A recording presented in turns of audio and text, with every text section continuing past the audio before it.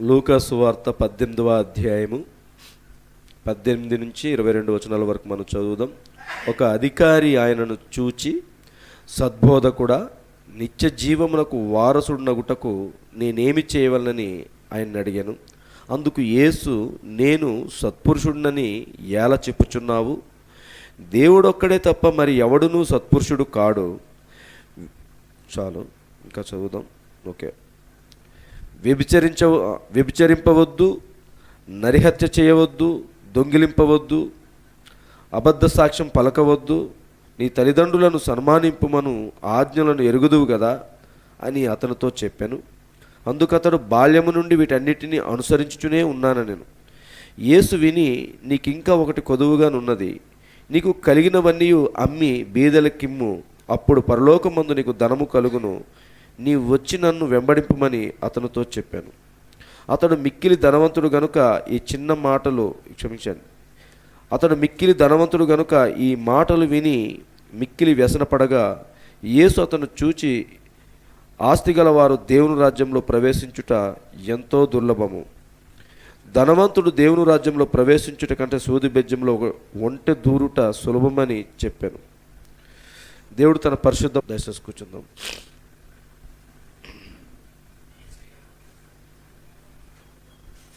హల్లెలూయా. దేవుని మహాకృపను బట్టి మరొక్కసారి మనం అందరం కూడా బుధవారపు ఆరాధనలో భాగమై మరి ఈరోజు ఈ రీతిగా దేవుని సన్నిధిలో గడుపుట అనేది ఎంతో గొప్ప భాగ్యమై ఉన్నది. నిశ్చయంగా వచ్చిన ప్రతి దేవుని కుమారుని, దేవుని కుమార్తెని దేవుడు సమృద్ధిగా దీవించునుగాక. మరి సాయంకాల సమయమందు మనం చదువుకున్న ఈ లేఖనంలో నుంచి మరి గతించిన బుధవారం 2 వారాలు ఇంచుమించుగా మనము ఆయన సన్నిధిలో అనే వర్తమానం నుంచి చాలా విషయాలు చూసాం. నేను చాలా వరకు అవి కొంతవరకే చెప్పి మిగతా విడిచిపెడుతున్నాను అంటే దాని అర్థం మీరు మిగతా పార్ట్ని మీరు ఇంటి దగ్గర ధ్యానం చేసుకుంటూ ఇంకా అనేకమైన విషయాలు మీరు పొందుకోవాలని నేను కొన్నిసార్లు ఇవన్నీ విడిచిపెడుతూ ఉంటాను. అలాగే ఈరోజు కూడా మరి దేవుని చిత్తమైతే ఈరోజు, అలాగే ఇంకా ఒకవేళ అనుమతిస్తే దేవుడు ఆయన కృప చూపించి ఎత్తబాటు అనేది ఆలస్యమైనట్లయితే ఇది కూడా ఇప్పుడు తీసుకున్న అంశం కూడా ఒక 2-3 వారాలు చెప్పుకుంటాం. ఇది నేను ఇంతకుముందు చెప్పానేమో నాకు గుర్తులేదు, బట్ ఈ లేఖనాల నుంచి చాలాసార్లు మనం చాలా సందర్భాల్లో వాడుకున్నాం. దీని నుంచి ఒకానొక సమయంలో గొంప మీటింగ్స్ దగ్గర కూడా నేను వాడాను ఈ లేఖనాలు.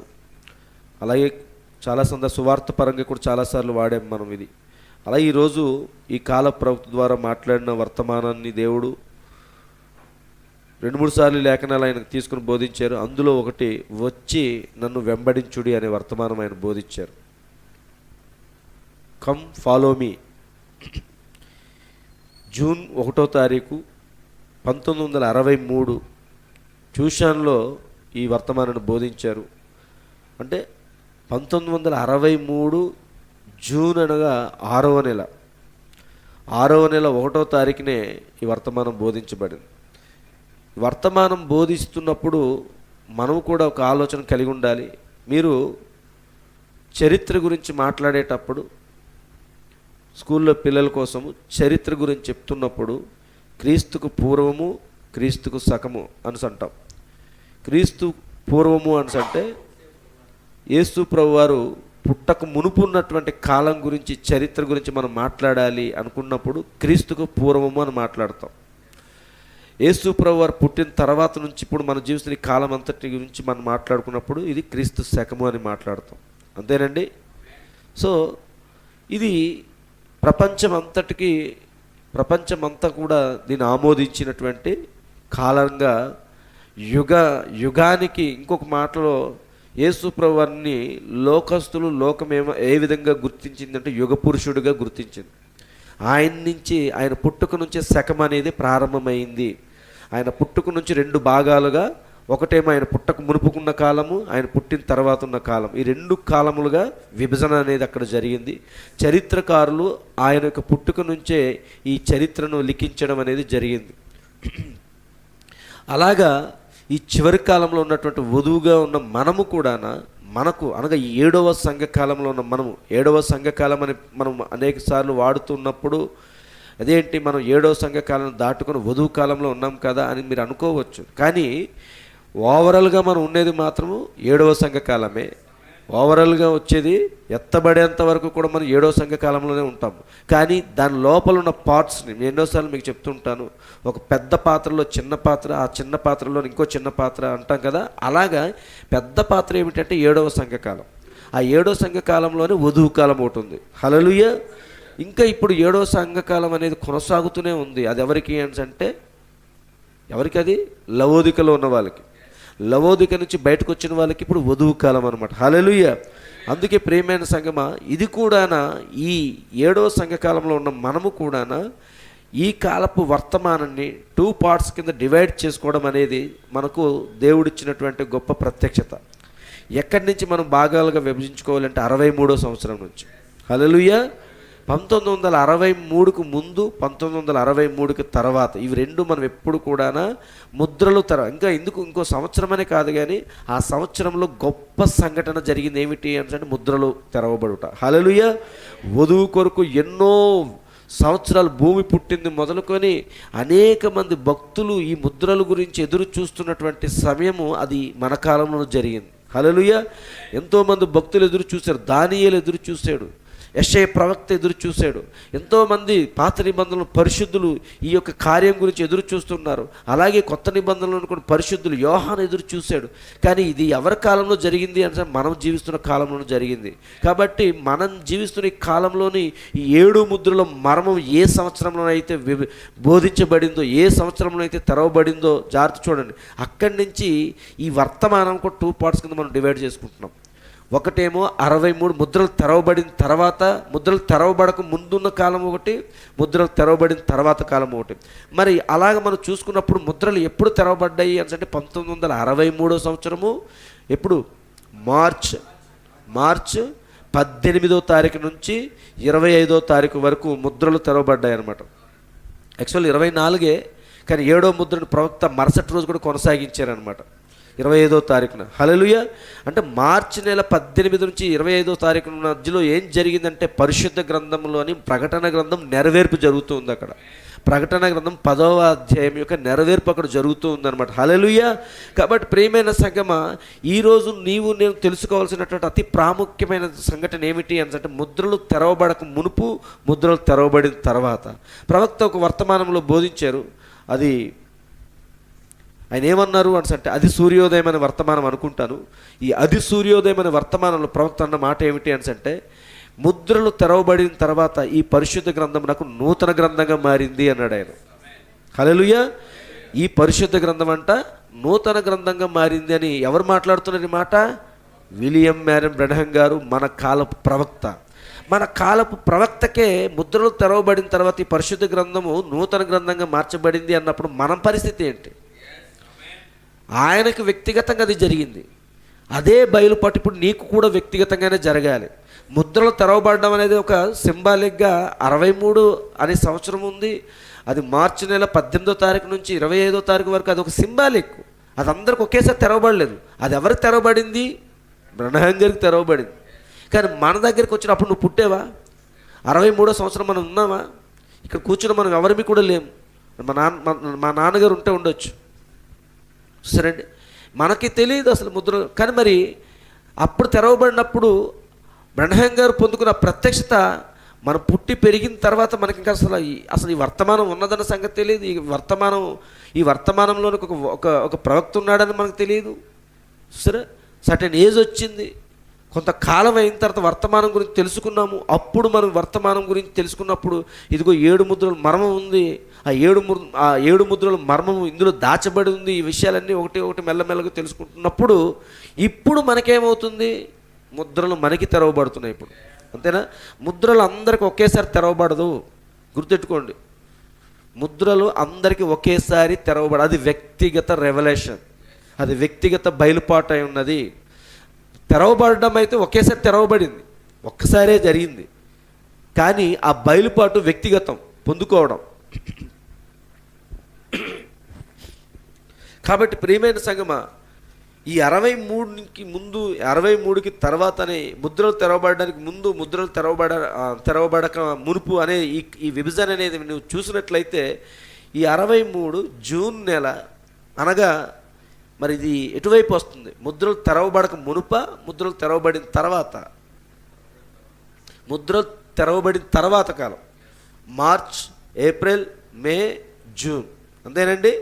మార్చి నెలలో ముద్రలు తెరవబడ్డాయి 63వ సంవత్సరంలో. తర్వాత మార్చి, తర్వాత ఏప్రిల్, తర్వాత మే, జూన్ 1వ తారీఖున. అనగా అసలు ప్రవక్త ఏ సంవత్సరంలో పశ్చిమ వైపు వెళ్ళాడు? ఆయన ఏ సంవత్సరంలోనే ఆయన పశ్చిమ వైపు వెళ్ళాడు? 63వ సంవత్సరంలోనే. ఇదే 63వ సంవత్సరం జనవరి నెలలోనే ఆయన ఎక్కడికి వెళ్ళాడు? పశ్చిమ వైపు వెళ్ళాడు. పశ్చిమ వైపు ఆయన ఊరికిని వెళ్ళిపోలేదు. ఆయన చిన్నప్పటి నుంచి ఆయన పశ్చిమ వైపు వెళ్ళాలని ఒత్తిడి వచ్చేది. అది మనం ఇంతకుముందు అయ్యలార ఇదేనా ఆ సమయమైన వర్తమానం బోధించుకున్నప్పుడు ఇంచుమించు అది 4-5 సిరీసులుగా మనం బోధించుకున్నాము. ఆ 4-5 సిరీసులుగా మనం వేపకుంట జంక్షన్లో ఉన్నప్పుడు బోధించుకున్నాము. అప్పుడు చాలా విషయాలు మనం చూసాము. హల్లెలూయా. ఆయన బాల్య దశ నుంచే ఇవన్నీ ఎదుర్కొంటున్నాడు. ఏది? పశ్చిమ వైపు వెళ్ళాల్సిన ఒక ఒత్తిడిని దర్శనాన్ని రీతిగా కళల రూపకంగాను, అలాగే కొంతమంది మ్యాగీలు అంటే ఈ ఈ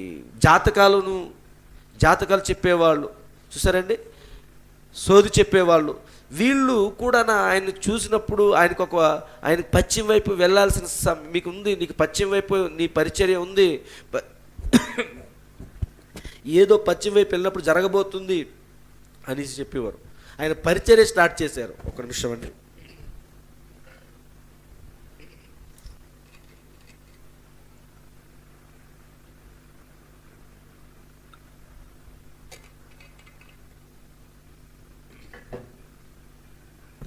ఆయన పరిచర్య స్టార్ట్ చేసినప్పుడు అప్పుడు కూడా చాలా సందర్భాల్లోని బ్రెన్హామ్ గారికి ఆ పశ్చిమ వైపు వెళ్ళే సందర్భాలు అనేకమైన వచ్చాయి. సంఘంలో ఉన్నవాళ్ళు, అలాగే వేరే సంఘాల్లో ఉన్నవాళ్ళు, సేవకుల నుంచి, అలాగే కొంతమంది సహోదరుల నుంచి ఆ దర్శనాల కళలు రావడం అనేది జరుగుతుంది. అంతేనండి. ఇవన్నీ ఆయన క్రోడీకరించుకొని వాటి మీద ఆధారపడిపోయి ఆయన పశ్చిమ వైపు వెళ్ళాలి, నాకు ఒక ఒత్తిడి అందరి నుంచి వస్తుంది అని చెప్పేసి వెళ్ళిపోలేదు. ఫైనల్గా ఆయన కూడా వ్యక్తిగతంగా దేవుడి దగ్గర పొందుకున్నాడు. ఫైనల్గా ఆయన పొందుకున్న తర్వాత డిక్లేర్ అయిన తర్వాత ఆయనకు కూడా బయలుపాటు వచ్చిన తర్వాత ఇంకా నేను ఇది దేవుడే కార్యం చేస్తున్నాడని చెప్పి పశ్చిమ వైపు వెళ్ళడం మొదలుపెట్టారు.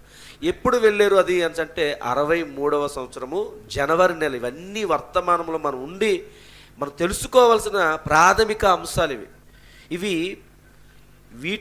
ప్రాథమిక అంశాలు అంటే వీటి మీద ఇంకా అనేకమైనవి కట్టబడాలి. నీకు ప్రాథమిక అంశాల గురించే నీకు అవగాహన లేకపోతే, ఈ చిన్న చిన్న విషయాల గురించే నీకు గుర్తుంచుకోకపోతే, ఈ చిన్న చిన్న విషయాల్లోనే వర్తమానం పట్ల నీకు అసలు ఇదేదో డినామినేషన్ లాగా చెప్పుకొని డినామినేషన్ వినేసి వెళ్ళిపోతాను అనుకుంటే ఈ వర్తమానానికి నీకు అసలు ఎటువంటి సంబంధమే లేదు. వర్తమానంతో నీకు సంబంధం ఉన్నది అంటే నేను ఎప్పుడు చెప్తుంటాను, వర్తమానము ఆ కాలపు వర్తమానికుడు రెండూ ఒకటే. అది మనం గుర్తించాలి. వర్తమానం వేరు, ఆ కాలపు వర్తమానికుడు వేరు కాదు. ఆ కాలంలో దేవుడు ఎవరినైతే వర్తమానికుడిగా నియమించాడో ఆ వ్యక్తే ఆ కాలానికి వర్తమానం అన్నమాట. ప్రవక్త చెప్పింది నేను చెప్తున్నానండి. హల్లెలూయా. కాబట్టి ప్రియమైన సంగమా, మరి ఇక్కడ వర్తమానం ఒకటే అన్నప్పుడు దాని అర్థం ఏమిటి అంటే వర్తమానికుని యొక్క జీవితమే వర్తమానము. అర్థమైందండి? వర్తమానికుని యొక్క జీవితమే దేవుడు అక్కడ చెప్పాడు కదా, నా ప్రజల్ని విడిపించాల్సిన సమయం వచ్చింది, ఇదిగో నేను నా ప్రజలకి దేవుడిగా నుంచి లేదా అహరోనుకి దేవుడిగా నియమించుకున్నాను అని అక్కడ అయిపోయింది. ఇంకా డైరెక్ట్గా ఎక్కడ కనబడాలి? ఐగుప్తు దగ్గరే కనబడాలి. కానీ మోషే గురించి అక్కడ ఇంకా చాలా సంఘటనలు కనబడుతూ ఉంటాయి. మోషే కుమారుడు గురించి మాట్లాడుతుంటాడు దేవుడు. అలాగే మిరియాము గురించి మాట్లాడుతుంటారు, అది క్షమించండి, తన భార్య అయినటువంటి సిప్పోరా గురించి మాట్లాడుతుంటాడు. సరే, ఇవన్నీ అక్కడ ఎందుకు చూపించడం? మోషేకి దేవుడు ఉగ్రతను తీసుకొచ్చి మోషేని చంపాలనుకున్నప్పుడు మరి తన భార్య అయినటువంటి సిప్పోరా తన కుమారుడు అయినటువంటి మరి కుమారుడి పేరు గుర్తు రావట్లేదు, మొత్తానికి ఆ కుమారుడికి కూడా అక్కడ సున్నతి చేసి ఆ మరణం నుంచి తప్పించారు. అంతేనండి. హల్లెలూయా. ఎందుకు ఈ విషయం చెప్తున్నాను అంటే, దేవుడు ఒక సేవకుని ఎన్నుకున్నాడు, ఒక వర్తమానికుడిని తీసుకున్నాడు అన్నప్పుడు డైరెక్ట్గా పర్పస్ కోసమే వాడుకున్నట్టు ఉండాలి కదా. కుటుంబ జీవితం గురించి ఎందుకు అక్కడ ఉండడం? మోషే కుటుంబ జీవితం గురించి అక్కడ రాయడం ఎందుకు? మోషే సహోదరి గురించి రాయడం ఎందుకు? అవన్నీ అవసరం లేదు. మోషే సహోదరి సనిగిందని ఎందుకు రాయడం? సరే, చిన్నప్పుడు మోషే పుట్టినప్పుడు ఆ సంఘటనలు అన్నీ అవసరమా? మోషేని జమ్ముపేటలో దాచేరని చెప్పడం ఇవన్నీ అవసరం లేదు కదా. మోషేని జమ్ముపేటలో దాయడం ఒక ఎత్తు అయితే, మళ్ళీ మోషే ఫరో దగ్గరే పెరగడం ఇవన్నీ అవసరమా? డైరెక్ట్గా మోషే అనే ఒక అబ్బాయి జన్మించాడు, అతన్ని దేవుడు మరి ఇదిగో ఇజ్రాయెల్ ప్రజలకి విమోచకుడుగా నియమించాడు, అతన్ని ఇప్పుడు ఇదిగో ఐగుప్తులోనే ఉన్నాడు అని పెట్టేసి డైరెక్ట్గా ఒక పెద్ద ఒక యోధుడిగా చూపించి తీసుకొని రావచ్చు కదా. ఎందుకు ఆ యొక్క సేవకుని యొక్క జీవితము పుట్టు పూర్వోత్తరాలు, అలాగే అతను స్టెప్ బై స్టెప్ ఉన్న ప్రతి కదలికను గురించి కూడా ప్రవక్త బైబిల్ గ్రంథంలో రాయబడుతూ ఉన్నది అని అంటే, ఎందుకు రాయబడింది? వర్తమానము ఒకటే. బాప్తిసం ఇచ్చి యోహాను ఆయన పుట్టుక గురించి అవసరం లేదు. మలాకీ గ్రంథం 4వ అధ్యాయం ప్రకారంగా ఎలిజబెతులకు కుమారుడు పుట్టాడు అని ఉంచి సరిపోద్ది కదా. మరలా అక్కడ యోహానికి మాట రాకుండా ఉంచడం, దూత చెప్పిన విషయాన్ని క్షమించండి జకర్యా నమ్మలేదని యోహాను తండ్రి జకర్యా నమ్మలేదనేసి మూగవాడిగా ఉండిపోయాడు. ఈ సంఘటన అవసరమా? సరే, ఆ తర్వాత యోహాను జన్మించిన తర్వాత అప్పుడు మరల మాట రావడం, ఆ తర్వాత యోహాను మరి తల్లిదండ్రులు చనిపోయారు, యోహాను అరణ్యంలోకి వెళ్ళిపోయాడు, అన్నీ రాయాల్సిన పనే ఉంది. డైరెక్ట్ మలాకీ గ్రంథం 4వ అధ్యాయము 5-6 వచనాల లేఖనాల ప్రకారంగా, లేదా క్షమించండి మలాకీ గ్రంథం 3వ అధ్యాయం ప్రకారంగా, మలాకీ గ్రంథము 3వ అధ్యాయం ప్రకారంగా ఇదిగో నాకు ముందు ఒక దూతను పంపుచున్నాను, ఈ లేఖనం యొక్క నెరవేర్పుగా ఈ యువకుడిని దేవుడిని నియమించాడని పెట్టవచ్చు కదా. ఏంటిది ఈరోజు నువ్వు నేను తెలుసుకోవాల్సిన విషయం ఏమిటి అని అంటే, వర్తమానము వర్తమానికుడు ఇద్దరు ఒకటే. అందుకే ఈరోజు మన కాల ప్రవక్తలు చాలామంది సంఘశాఖల వాళ్ళు, లేకపోతే ఎవరు కొత్తగా వర్తమానంలోకి వచ్చిన వాళ్ళు, ఎవరో కొంతమంది ఏమనుకుంటారంటే, ఇలాంటి విలియం మ్యారన్ బ్రన్హాం గారి గురించి చెప్పుకుంటారు. ఆయన గురించి చెప్పడం ఎందుకు? బైబిల్ గ్రంథం గురించి మాట్లాడొచ్చు కదా, యేసుప్రభు వారి గురించి మాట్లాడొచ్చు కదా, మోషే గురించి మాట్లాడొచ్చు కదా, అబ్రహాం గురించి మాట్లాడొచ్చు కదా అని అంటే, ఒకవేళ నేను కనుక అబ్రహాము కాలంలో నేను పుట్టుంటే, నేను అబ్రహాము కాలంలో పుట్టుంటే నేను అబ్రహాం గురించే మాట్లాడతాను. మీకు అర్థమవుతుందండి? నేను అబ్రహాము కాలంలో పుట్టుంటే నేను అబ్రహాం గురించే మాట్లాడతాను, అబ్రహాం ద్వారానే దేవుడి గురించి మాట్లాడతాను. నేను దేవుడి గురించి మాట్లాడాలంటే అబ్రహాంలో కాలంలో నేను జన్మించుంటే, నేను దేవుని గురించి మాట్లాడాలంటే, దేవుని గురించి తెలుసుకోవాలంటే నేను అబ్రహాం ద్వారానే తెలుసుకుంటాను. మీకు అర్థమవుతుందండి? ఒకవేళ నేను మోషే కాలంలో జన్మించాను అనుకోండి, మోషే కాలంలో జన్మించినప్పుడు నేను దేవుడి గురించి తెలుసుకోవాలి, దేవుని గురించి ఆసక్తి కలిగి ఉండాలి అని అంటే, ఆ కాలంలో ఉంది అక్కడ ఉన్నటువంటి మోషే ద్వారా మాత్రమే అది నేను చేస్తానండి. కాబట్టి దేవుడు ఈరోజు ఈ కాలంలో మనల్ని పెట్టినప్పుడు, ఈ కాలపు మోషే, ఈ కాలపు అబ్రహాము, ఈ కాలపు ప్రవక్త విలియం మ్యారన్ బ్రన్హాం గారి ద్వారానే నేను దేవుడి గురించి తెలుసుకుంటాను. అది సంఘశాఖల వాళ్ళకి అర్థం కాదు.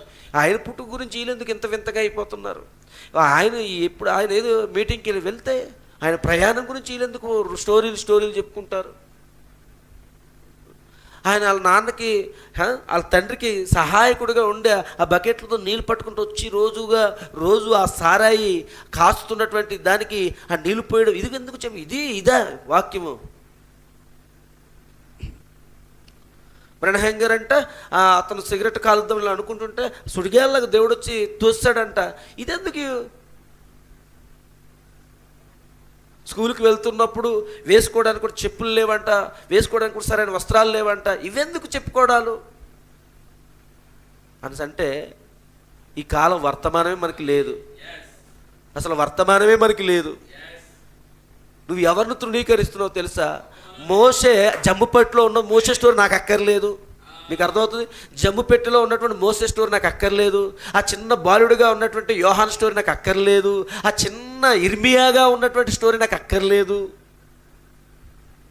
సరే, యోషియా రాజు అయినటువంటి యోషియా 8 సంవత్సరాల పిల్లవాడిగా ఉన్నప్పుడు రాజ్యానికి రాజుగా మారిపోయాడు. అతని స్టోరీ మనకు అవసరం లేదు.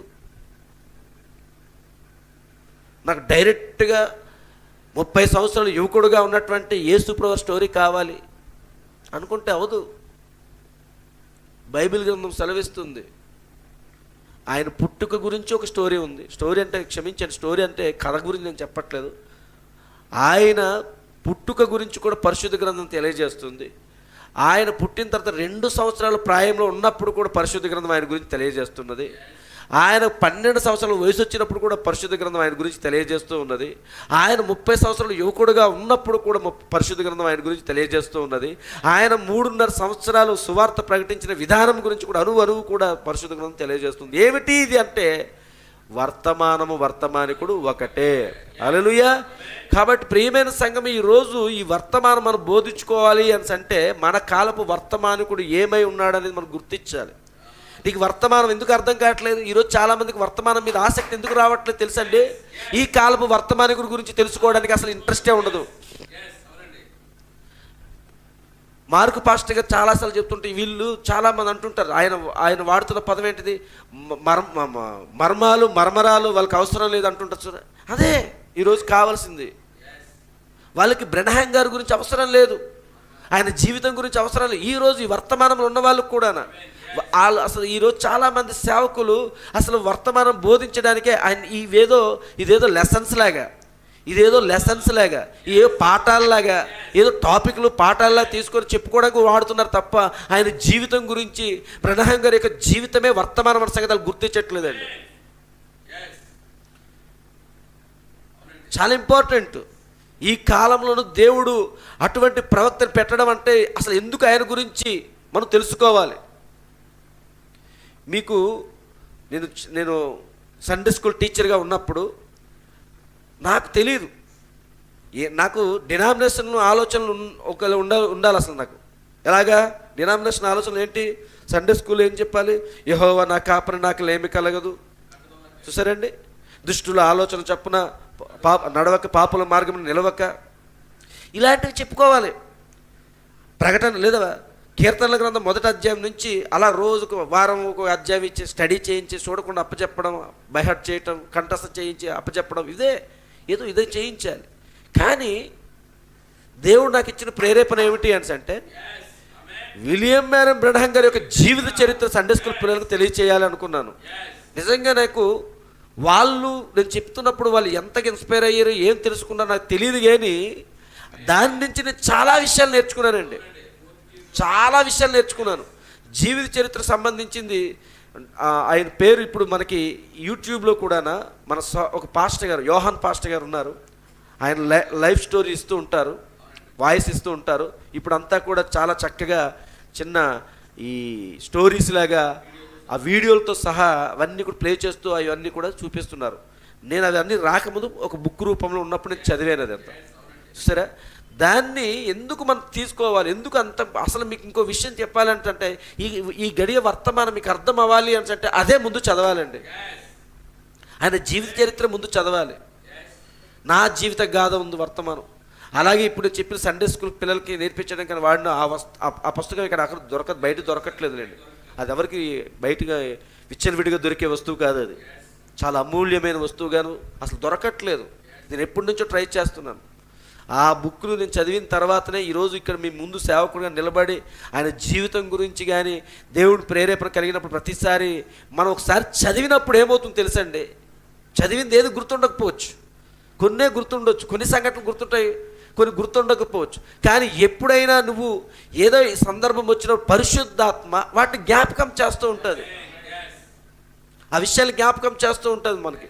అప్పుడు మనం చూసిన తర్వాత ఇది ఒక రోజు నేను ధ్యానం చేశాను, ఒక రోజు నేను చదివాను, నిజమే పరిశుద్ధాత్మ ఈరోజు నాకు జ్ఞాపకం చేసింది. హల్లెలూయా. కాబట్టి ప్రియమైన సంఘం, 1963 ఈ జూలై లేదా జూన్ 1వ తారీఖున ఈ వర్తమానం బోధించారు. ఏమిటా వర్తమానం అంటే వచ్చి నన్ను వెంబడించండి. హల్లెలూయా. ముద్రలు తెరవబడిన తర్వాత ఈయన ఎక్కడ బోధిస్తున్నాడు ఇవి అంటే మళ్ళీ ట్యూషన్లోనే పశ్చిమ వైపే. ఆయన ముద్రలు బోధించేసిన తర్వాత మరలా ఆయన ఏం చేశాడు, జెఫర్సన్విల్ నుంచి ఆరిజోనా వైపు వెళ్ళిపోయాడు. అక్కడి నుంచి బోధిస్తూ అక్కడ ఉన్న చిన్న చిన్న సంఘాలను దర్శిస్తూ చూడండి. అప్పుడు ఇందులో ఒక సంఘం ట్యూషన్ దగ్గరికి వెళ్ళి ఈ వర్తమానాన్ని బోధిస్తున్నాడు.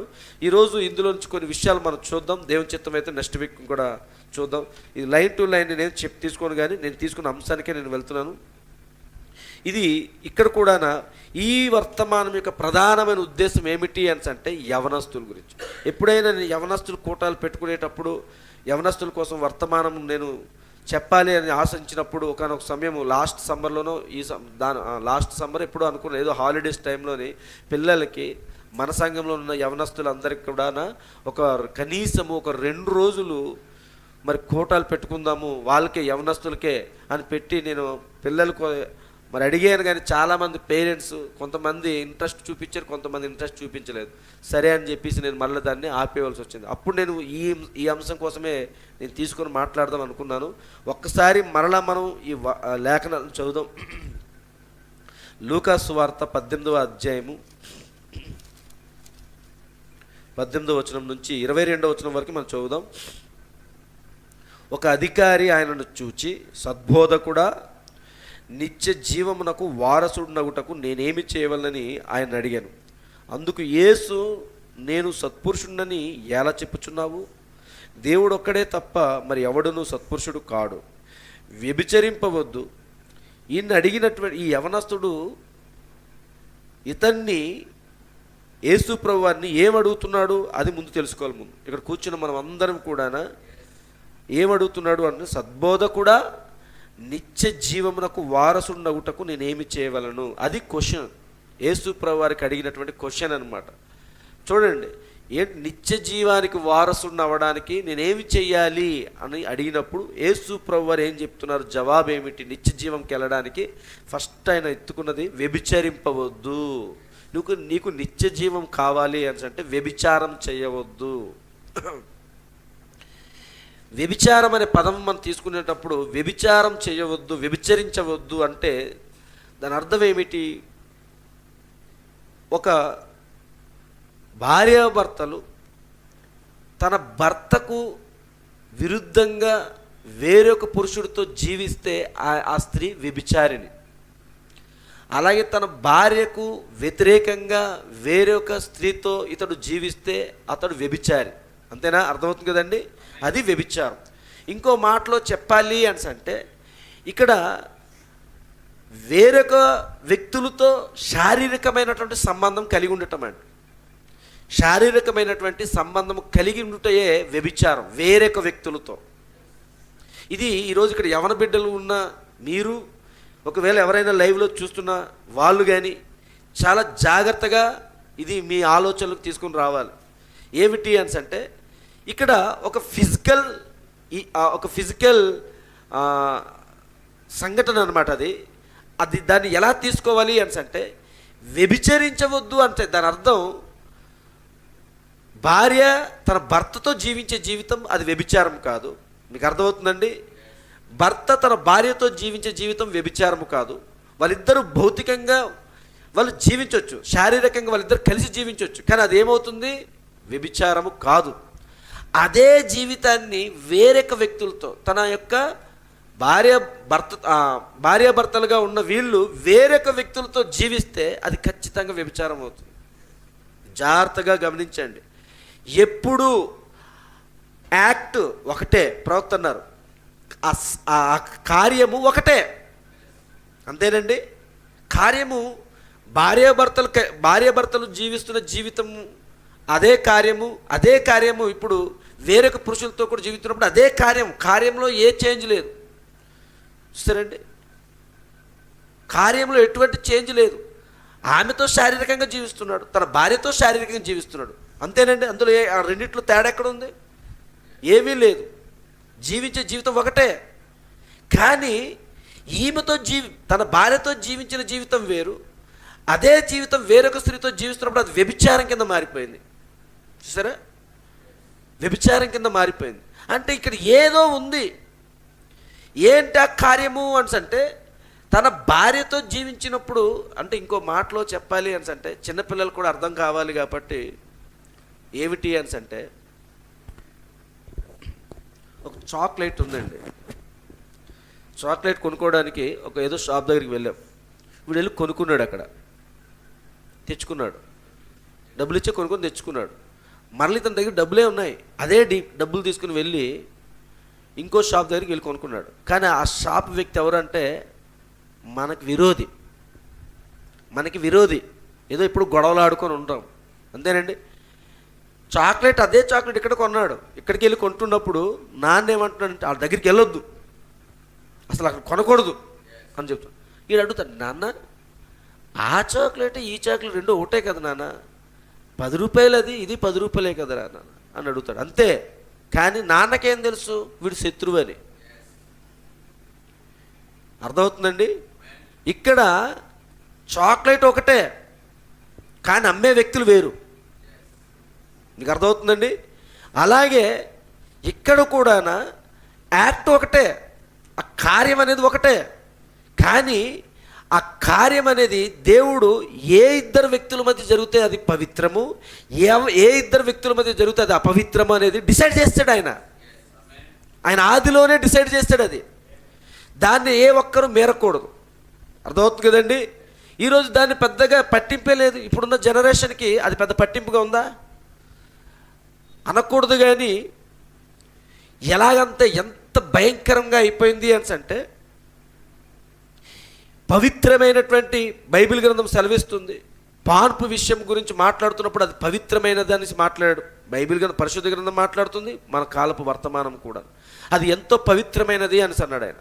కాబట్టి పవిత్రమైనటువంటి పాన్పు ప్లేస్ని తీసుకొని ఈరోజు భయంకరంగా క్లబ్బుల్లోను, పబ్బుల్లోను, పార్కుల్లోనూ చూసారండి, ఎక్కడ పడితే అక్కడే భయంకరమైన ఈ స్థలాలన్నింటిలో కూడా ఒక పవిత్రమైనటువంటి స్థలంలో జరగాల్సినటువంటి కార్యాన్ని విచ్చలవిడిగా జరుగుతూ ఉంది. చూసారండి? ఇంకో మాటలో చెప్పాలి అని అంటే అసలు అది వాళ్ళ దృష్టిలో అదొక పవిత్రమైన జీవితం అన్న సంగతే తెలియదు. ఈరోజు ఇప్పుడున్న ఈ జనరేషన్కి ఒక పవిత్రమైన జీవితం ఉంది, నా భార్యతో నేను జీవించాలి, నా భర్తతో నేను జీవించాలి అనే ఇది అసలు అది పవిత్రంగానే తీసుకోవట్లేదు. అసలు అదే ఆ ఆలోచన కూడా రావట్లేదు వాళ్ళకి. ఎలాగైపోయింది అని అంటే ఎంత భయంకరమైనటువంటి పరిస్థితులకు దిగజారిపోయింది సమాజము అని అంటే, తమ యొక్క శారీరకమైనటువంటి ఆ కోరికలను తీర్చుకోవడం కోసమే చూస్తున్నారు తప్ప ఇదొక పవిత్రమైన యాక్ట్ అనేసి వాళ్ళు గుర్తించట్లేదు అనమాట. ఆ శారీరకమైన ఆ శరీరంలో కలిగినటువంటి ఆ కామోద్రికమైనటువంటి కోరికలను తీర్చుకోవడం వరకే. సరే, అందుకే ఇది సింపుల్గా తీసుకోవడం లేదు. నేను ఎందుకు ఈరోజు ఈ వర్తమానం తీసుకోవడానికి నాకు కలిగిన ప్రేరేపణ బట్టే ఈ ఒక్కొక్క దాంట్లో ఇంత టైం పడుతుంది మనకి. సరే, చెప్పుకొని వెళ్ళిపోతాం, వ్యభిచరించవద్దు, దొంగిలించవద్దు అని చెప్పేస్తాం మనం. కానీ ఎందుకు యేసు ప్రభు అతను అంటున్నాడు, ఆ కుర్రవాడు, ఆ యవనస్తుడు ఏమంటున్నాడు, ఇవన్నీ కూడా బాల్యము నుండే నెరవేర్చేశాను అంటే దాన్ని అంత చక్కగా అంత యేసు ప్రభు వారు ఎదురుగా అంత ధైర్యంగా నిలబడి చెప్పగలుగుతున్నాడు అని అంటే, ఇప్పుడు నేను ఏవైతే చెప్పాను ఇవన్నీ కూడా అతను దాటుకుని వచ్చాడు. సరే అండి, ఇంకో మాటలో చెప్పాలి అని అంటే యేసు ప్రభు వారి కాలంలోకి వచ్చినప్పుడు వ్యభిచారానికి ఉన్న డెఫినేషన్ మారిపోయింది. యేసు ప్రభు వారు ధర్మశాస్త్రంలో ఉన్న వ్యభిచారం గురించి బోధించట్లేదు ఇక్కడ. సరే అండి, మనం అనేక మార్లు ఆ లేఖనాన్ని తీసి చదివాం. యేసు ప్రభు వారు చెప్తున్న వ్యభిచారం ఏమిటి అని అంటే, ఒక స్త్రీని నువ్వు మోహపు చూపుతో చూసినప్పుడే అప్పుడే నీ హృదయం ముందు ఆమెతో వ్యభిచారం చేశావు అన్నాడు ఆయన. అది వ్యభిచారం. సరే అండి, ఇప్పుడు యవనస్తుడు దాన్ని నేను పాటించాను అంటున్నాడు ఆయన. బాల్యం నుంచే నేను ఇవన్నీ చేసుకుంటూ వచ్చేసాను అన్నాడు. ఏది? హృదయంలోనూ కూడానా ఏ స్త్రీని కూడానా ఆయన మోహపు చూపుతో చూడలేదు, ఆ కార్యం కలిగి ఉన్నాడంట. ఈరోజు ఈ కాలపు వర్తమానం నువ్వు వెంబడించడం అని అంటే అదే. నన్ను వెంబడించు అంటే అర్థం ఏమిటి? ఫస్ట్ స్టెప్ ఇది దాటాలి నువ్వు. ఏది? కనబడుతుంటే అమ్మాయిలు కలిసి చూసుకొని ఉండడం, కళ్ళు ఆర్పకుంటే అబ్బాయిలు కలిసి చూసుకొని ఉండడం, ఈ స్టెప్ నువ్వు దాటాలి. చూసారండి, గంటల కళ్ళు ఆర్పరు. ఎక్కడున్నాడు మరి? ఈ యవనస్తుడైతే దాటేశాడు. హల్లెలూయా, ఈ యవనస్తుడు దాటాడు.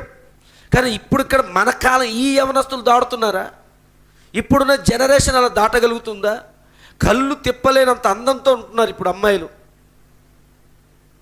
సరే, ఏ మూలను చూసినా, ఎక్కడ చూసినా, సందుల్లోని ఎక్కడ చూసినా, ఏ కాలేజీలు, క్యాంపస్లోని, రోడ్ల మీద, బస్ స్టాపుల్లోని, షాపింగ్ మాల్స్లోని కానీ, ఎక్కడ ఏ పండగలైనా, ఏ కార్యక్రమాలైనా, ఎక్కడికి వెళ్ళినా సరే కానీ ఆడపిల్లలు, యవనస్తులు చాలా అందంగా తయారవుతూ వెళ్తూ ఉన్నారు. సరే, మరి ఇప్పుడు మనం ఆ అందం చూసాము, అమ్మాయి బాగుంది, చాలా బాగుంది అని చెప్పుకోవచ్చు, ఉండొచ్చు. కానీ దేనికి బాగుంది? ఆ అమ్మాయి దేనికి బాగుంది? ఆ అమ్మాయి అందం దేనికి బాగుంది నీకు? ఇది ఒక పాయింట్. ఇది యవనస్తులకి. ఆ అమ్మాయిని నువ్వు దేనికి కోరుకుంటున్నావు? ఆ అమ్మాయిని నువ్వు దేనికి కోరుకుంటున్నావు?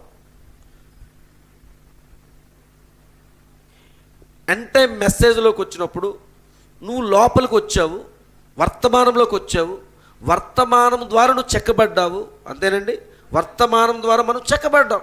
వర్తమానంలో ఇలా ఉండాలి, వర్తమానం మనం ఇలా మలుచుతుంది, వర్తమానం ద్వారా నేను ఇలా మార్చబడాలి, నాలో ఉన్నటువంటి లోకాన్ని నేను విడిచిపెట్టానని చెప్పి ఒక వర్తమాన రూపంలో నువ్వు వచ్చావు. వర్తమాన రూపంలోకి వచ్చిన మనము ఇక్కడ లోకంలో ఉన్న వాళ్ళ గురించి మనం ఆలోచించామనుకోండి, ఈ అమ్మాయి బాగుంది, ఈ అబ్బాయి బాగున్నాడు, వాడు కళ్ళు బాగున్నాయి, ఆడ హెయిర్ స్టైల్ బాగుంది, ఆ అమ్మాయి పెదవులు బాగున్నాయి, ఐబ్రోస్ బాగున్నాయి, ఆ అమ్మాయికి కూడా హెయిర్ స్టైల్ బాగుంది, ఆ అమ్మాయి నుదురు బాగుంది. ఎవరి ఇల్లు అంటే వాళ్ళు లోకంలో ఉన్నవాళ్ళు. వీటికి వర్తమానంలో ఉన్న వాళ్ళు అట్రాక్షన్ అవుతున్నాము అంటే ఖచ్చితంగా ఆమెను నువ్వు భార్యగా ఊహించుకోవట్లేదు, ఆమెను అతన్ని నువ్వు భర్తగా ఊహించుకోవట్లేదు. కేవలము టైం పాస్ కోసమే. మీకు అర్థమవుతుందండి? కేవలము టైం పాస్ కోసమేనండి. చాలా సీరియస్ మ్యాటర్ ఇది.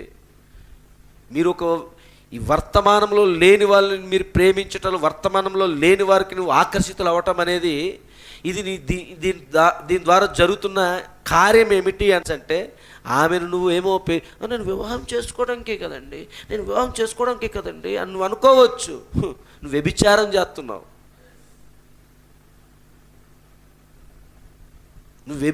చేస్తున్నావు. చాలామంది ఇక్కడ పడిపోతూ ఉన్నారు. కానీ ఈ యవనస్తుడు ఏమయ్యాడంట? జయించేశాడండి. నేను బాల్యం నుంచి ఇది నేను చేసుకుంటూ వచ్చాను అంటున్నాడంటే ఎంత గొప్ప, ఎలాంటి కార్యాన్ని జయించుకుంటూ వచ్చాడో చూడండి. ఇది ఈ కాలంలో ఇప్పుడున్నటువంటి యవనస్తులు దీంట్లోనే పడిపోతున్నారు. ఈ మొట్టమొదటి దాంట్లోనే పడిపోతున్నారండి. ఈ మొదటి స్టెప్లోనే పడిపోతున్నారు. ఎందుకు వారి జీవితాలు నాశనం చేసుకుంటున్నారు? ప్రవక్త ఇక్కడ చెప్తున్నాడు. నేను వెళ్తానో వెళ్ళనా తెలియదు, కానీ ఈ ముందు ఇలాగా కొంచెం మీకు బేస్మెంట్ వేసుకుంటూ వెళ్తున్నాను. చాలా విషయాలు ఉన్నాయి. సరే,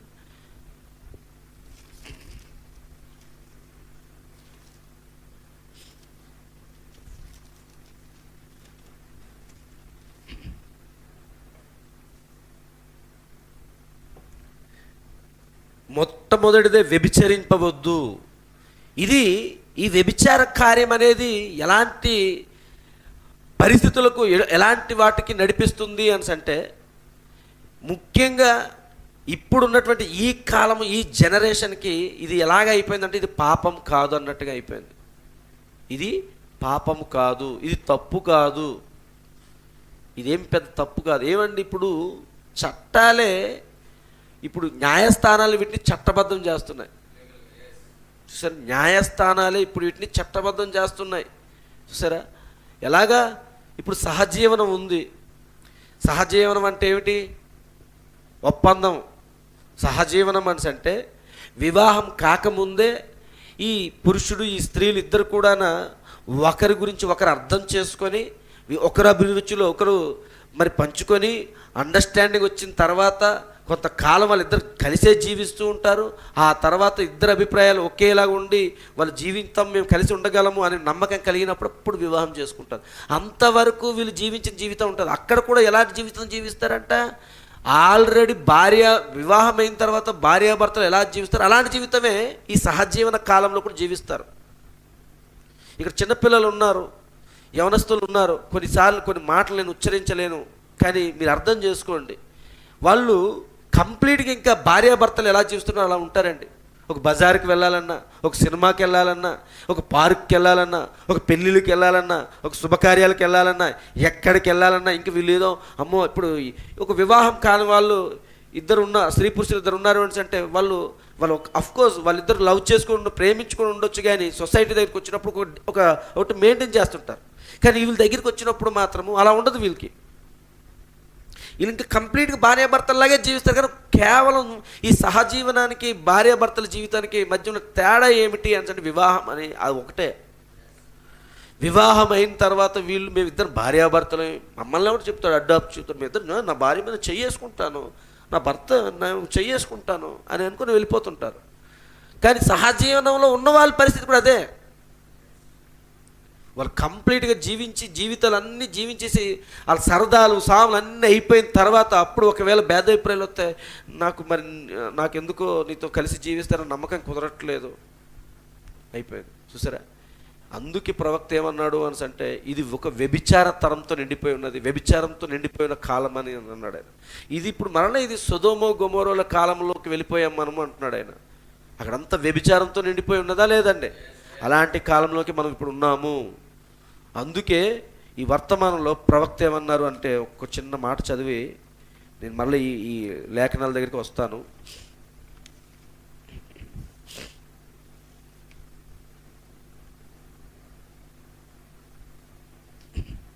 యవనస్తుల గురించి మాట్లాడుతున్నాడు ఆయన. వచ్చి నన్ను వెంబడించుమనే ఈ మాటను గురించి నేను అనుకొనుచున్నాను. ఏమనగా 10,000 మంది పిల్లలతో నేను మాట్లాడినా, లేదా ఇప్పుడు ఇక్కడున్న ఈ కొద్ది మంది పిల్లలతో నేను మాట్లాడినా, మీ ఇక్కడ పిల్లలు ఉన్నారు కదా, 10,000 మంది పిల్లలతో నేను మాట్లాడినా, లేదా ఇప్పుడు ఇక్కడున్న ఈ కొద్ది మంది పిల్లలతో నేను మాట్లాడినా, వారికి నేను ఇవ్వగలిగిన అతి శ్రేష్టమైన సలహా ఏదనగా వచ్చి నన్ను వెంబడించుము. అదే సలహా. ఎవరికంటే ఈ కాలంలో ఉన్న యవనస్తుల గురించి ఆయన మాట్లాడుతున్నాడు. ఏం చేయాలంట? వచ్చి నన్ను వెంబడించు. ఆయన అంటున్నాడు అదొక ఆజ్ఞ. ఎవరికైనా సరే, ప్రత్యేకించి ఎవరికైనా సరే అదొక ఆజ్ఞ. ఇదేంటిది? ఆజ్ఞ. యవనస్తులుగా ఉన్న మీరే, యవనస్తుల కోసం నేను చెప్పను, ఇప్పుడు ఇంకొక 2 నిమిషాలు వెళ్తే అందరికీ వస్తాయి. కానీ ఇక్కడ మెయిన్ ఇది ఈరోజు ఈ బుధవారం సిరీస్ అంతా కూడా నాకు తెలిసి ఏమో యవనస్తుల గురించి వస్తుందేమో. సరే, ఎవరికంటే ఇది ఆజ్ఞ అంటే ఇదొక ఆజ్ఞ, కమెండ్మెంట్ అండి. ఇది ఖచ్చితంగా నువ్వు పాటించాలి అని చెప్తున్నాడు. ఆజ్ఞ అంటే ఏంటిది? ఒక రాజు అది చేయండి బాబు, కొద్ది చేయండి, ఆ కాలువ గట్టును కొంచెం వెడల్పు చేయండి రాజు అన్నాడు. అది ఆజ్ఞ? దాన్ని ఆజ్ఞ అని చెప్తారా? చెయ్యి అని అంటే అది ఆజ్ఞ. ఖచ్చితంగా అది నువ్వు చేయాలి అని అంటే అది ఆజ్ఞ. మరి ఈ రాజు చెప్పట్లేదు, ఇప్పుడు మనకి మన రాజు చెప్తున్నాడు. ఆయన మన రాజు చెప్తున్నది ఏమిటి? ఆజ్ఞ అంట. ఏమిటి ఆజ్ఞ? అసలు ఆజ్ఞ ఇప్పుడు ఏంటిది? నన్ను వెంబడించు, వచ్చి నన్ను వెంబడించు. ఎక్కడో ఉండి నువ్వు వెంబడించడం కాదు, వచ్చి నన్ను వెంబడించు. హల్లెలూయా. ఎక్కడి నుంచి రావాలి నువ్వు? మర్మమై ఉన్న బబులోను నుండి. అర్థమవుతుందండి? ఈ మర్మమై ఉన్నట్టు నీ బబులోను నుంచి నువ్వు బయటకు వచ్చి నన్ను వెంబడించు. ఇది మర్మమై ఉన్న బబులోన్ అని ఎందుకు మాట్లాడుతున్నాం తెలుసండి? బబులోన్ అనగానే గందరగోళము, బాబేల్ అనగా ఏమిటి? గందరగోళమైన ప్రపంచము. కానీ ఇది మర్మమై ఉన్న బబులోన్ అని చెప్పబడుతున్నప్పుడు ఈ గందరగోళము ఒకసారి క్లియర్గా అర్థమైనట్టు మీకు చెప్తాను. ఇప్పుడు యువతల గట్టు నుంచి అవతల గట్టు గెంతటం, అవతల గట్టు నుంచి యువతల గట్టు గెంతేయడం ముందు చేయాలి. వీడు ఏం చేస్తాడు? యువతల నుంచి అవతల గెంతీశాడు, మళ్ళీ అవతల నుంచి యువతలకు వచ్చేసాడు. ఇది పెద్ద మనకి ఏం లాజిక్ కనబడలేదు, అది అందరూ చూసేసిందే. కానీ వాడు అవతల పక్క నుండి యువతల గెంతడానికి, యువతల పక్క నుంచి అవతల గెంతడానికి వాడు తీసుకునే కొన్ని లాజిక్లు ఉంటాయి. అంటే ఇక్కడి నుంచి నేను ప్రారంభించకుండా అవతల నుంచి నేను ప్రారంభించి మళ్ళీ ఇక్కడికే వచ్చేస్తాను. ఈ జాగ్రత్త వింటున్నారండి నేను చెప్పింది? నేను ఫస్ట్ ఏం చెప్పాను? ఇక్కడి నుంచి అవతలకి గెంతి మళ్ళీ అక్కడి నుంచి యువతలకు వచ్చాడు. ఇది. కానీ వాడేమంటున్నాడంటే వచ్చి నేను అవతల దగ్గరే ఉండి యువతలకు వచ్చేసేలాగా నేను ప్లాన్ చేస్తాను. అంటే ఒక స్టెప్ కాదు, ఒక 2 స్టెప్పులు వేసి నేను ఇక్కడికి వచ్చేస్తాను అని చెప్పాడు అనుకోండి. ఇక్కడ ఏదో మతలబు ఉంది, ఇక్కడ ఏదో లాజిక్ ఉంది అని మనం ఆలోచిస్తుంటాం, అంతేనండి. చాలా డీప్గా ఆలోచించి ఇది ఎలా వెళ్తాడు, అదేంటిది యువతల నుంచి కదా గెంతితే మళ్ళీ యువతలకు వస్తాము, యువతల నుంచి అవతలకి వెళ్తాం, మళ్ళీ అవతల నుంచి యువతలకు వస్తే కదా ఇక్కడికి వస్తాము. వీడేమంటున్నాడు, అవతల పక్కన ఉండే గెంతి మళ్ళీ యువతలకు వచ్చేస్తారంటున్నాడు, అలాగే 2 సార్లే గెంతి మళ్ళీ యువతలకు వచ్చేస్తారంటే ఇది ఏం జరుగుతుంది అబ్బా, ఏం చేస్తాము ఏంటని మనం ఏదో ఆలోచిస్తూ ఉంటాం. అంటే ఇక్కడ మనకి ఒక గందరగోళంలో పడేశాడు, గందరగోళంలో పడేసి దాని గురించి దీర్ఘంగా ఆలోచించుకుంటూ ఉంటాం కదా. అలాగే ఇక్కడ ఈ కాలం కూడా అలాంటిదే. ఈ మర్మమైన బబులోను కాలంలోనూ కూడా చాలా వరకు 99% అది మనకి అది కరెక్ట్గానే కనబడుతుంటుంది, చేయవచ్చు, ఇదెందులో తప్పే ఉంది, ఇది పెద్ద ఏం తప్పు కాదు అనే మనస్తత్వంలోకి వెళ్ళిపోతాం. కానీ నువ్వు కనుక ఆ మర్మమైన బబులో నుంచి బయటకు వచ్చేసావు అనుకోండి, నువ్వు బయటకు వచ్చిన తర్వాత నువ్వు చేయాల్సిన పని కూడా ఒకటి ఉంది. ఎప్పుడు అదే చెప్తున్నాను, బయటికి రావడం గొప్ప కాదు, వచ్చి నన్ను వెంబడించు, వచ్చి నన్ను వెంబడించు. ఆ నన్ను వెంబడించనే దగ్గర చాలామంది వెంబడించడంలో విఫలమవుతూ ఉన్నారు, వచ్చేస్తున్నారు. బబులో నుంచి మేము వచ్చేసాం సంఖ్యలు ఊపేసుకుని గెంతేస్తున్నారు. చూసారండి, లోకంలో విడిచిపెట్టేసాం, మేము సినిమాకి వెళ్ళమండి, సిగరెట్లు కాల్చినండి, చిచ్చి మేమేం చేయమండి. అది ఏమిటంటే బబులో నుంచి బయటకు వచ్చారు, బాగానే ఉంది. కానీ వచ్చిన వాళ్ళు ఏం చేస్తున్నారు, సినిమాలకు వెళ్ళరు, ఇంటి దగ్గర ఉంటారు, చర్చిలకు రారన్నమాట, సంఘాలకి రారు, వర్తమానం చదవరు, బైబిల్ చదవరు. ఇవన్నీ చేయకపోతే నువ్వు రాలేదని అర్థం. వచ్చి నన్ను వెంబడించడం అంటే అది అర్థం. చూడండి, అది ఎంత అమూల్యమైన మాట, అదొక ఆజ్ఞ. మరి ఇప్పుడు ఈ కాలానికి ఇది మనకి ఆజ్ఞ ఏంటి చెప్పండి, వచ్చి నన్ను వెంబడించాలి. మరి ఇక్కడ ఇజ్రాయేల్ ప్రజలకి దేవుడు 10 ఆజ్ఞలు ఇచ్చినప్పుడు మొట్టమొదటి ఆజ్ఞ ఏమిటి, నేను తప్ప మీకు వేరొక దేవుడు లేడు అని చెప్పాడు ఆయన. నేను తప్ప మీకు వేరొక దేవుడు లేడు అని చెప్పి నన్నే ఆరాధన చేయాలని చెప్పాడు. అంతేనండి, అది ఆజ్ఞ. ఖచ్చితంగా ఆ 10 ఆజ్ఞలు వాళ్ళు ఏం చేయాలి, పాటించాలి. మరి వాళ్ళు భౌతిక సంబంధమైనటువంటి ఇజ్రాయేలు, మరి ఆత్మ సంబంధమైన ఇజ్రాయేల్గా ఉన్న మనకి ఇదిగో ఇప్పుడు ఇదొక ఆజ్ఞ. ఈ ఆజ్ఞను ఫస్ట్ నువ్వు పాటించాలి. మొట్టమొదటిగా నువ్వు చేయాల్సినటువంటి ఆజ్ఞ ఏమిటి అని అంటే, వచ్చి నన్ను వెంబడించు. ఇది కానీ నువ్వు పాటించకుండా నువ్వు ఎన్నిసార్లు ఏది చేసినా కానీ అది చెల్లుబాటు అవ్వదు. అందుకు ఇంకా అమూల్యమైన మాట ఇంకోటి ఏంటి అంటే, అదొక ఆజ్ఞ. ఎవరికైనా సరే ప్రత్యేకించి, ఎవరికైనా ఇది ఆజ్ఞే, ముసలివాడికైనా ఆజ్ఞే, వృద్ధుడికైనా ఆజ్ఞే, మధ్య వయస్కులకైనా ఆజ్ఞే, చిన్న పిల్లలకైనా ఆజ్ఞే, యవనస్తులకైనా ఆజ్ఞే, వివాహస్తులకైనా ఆజ్ఞే.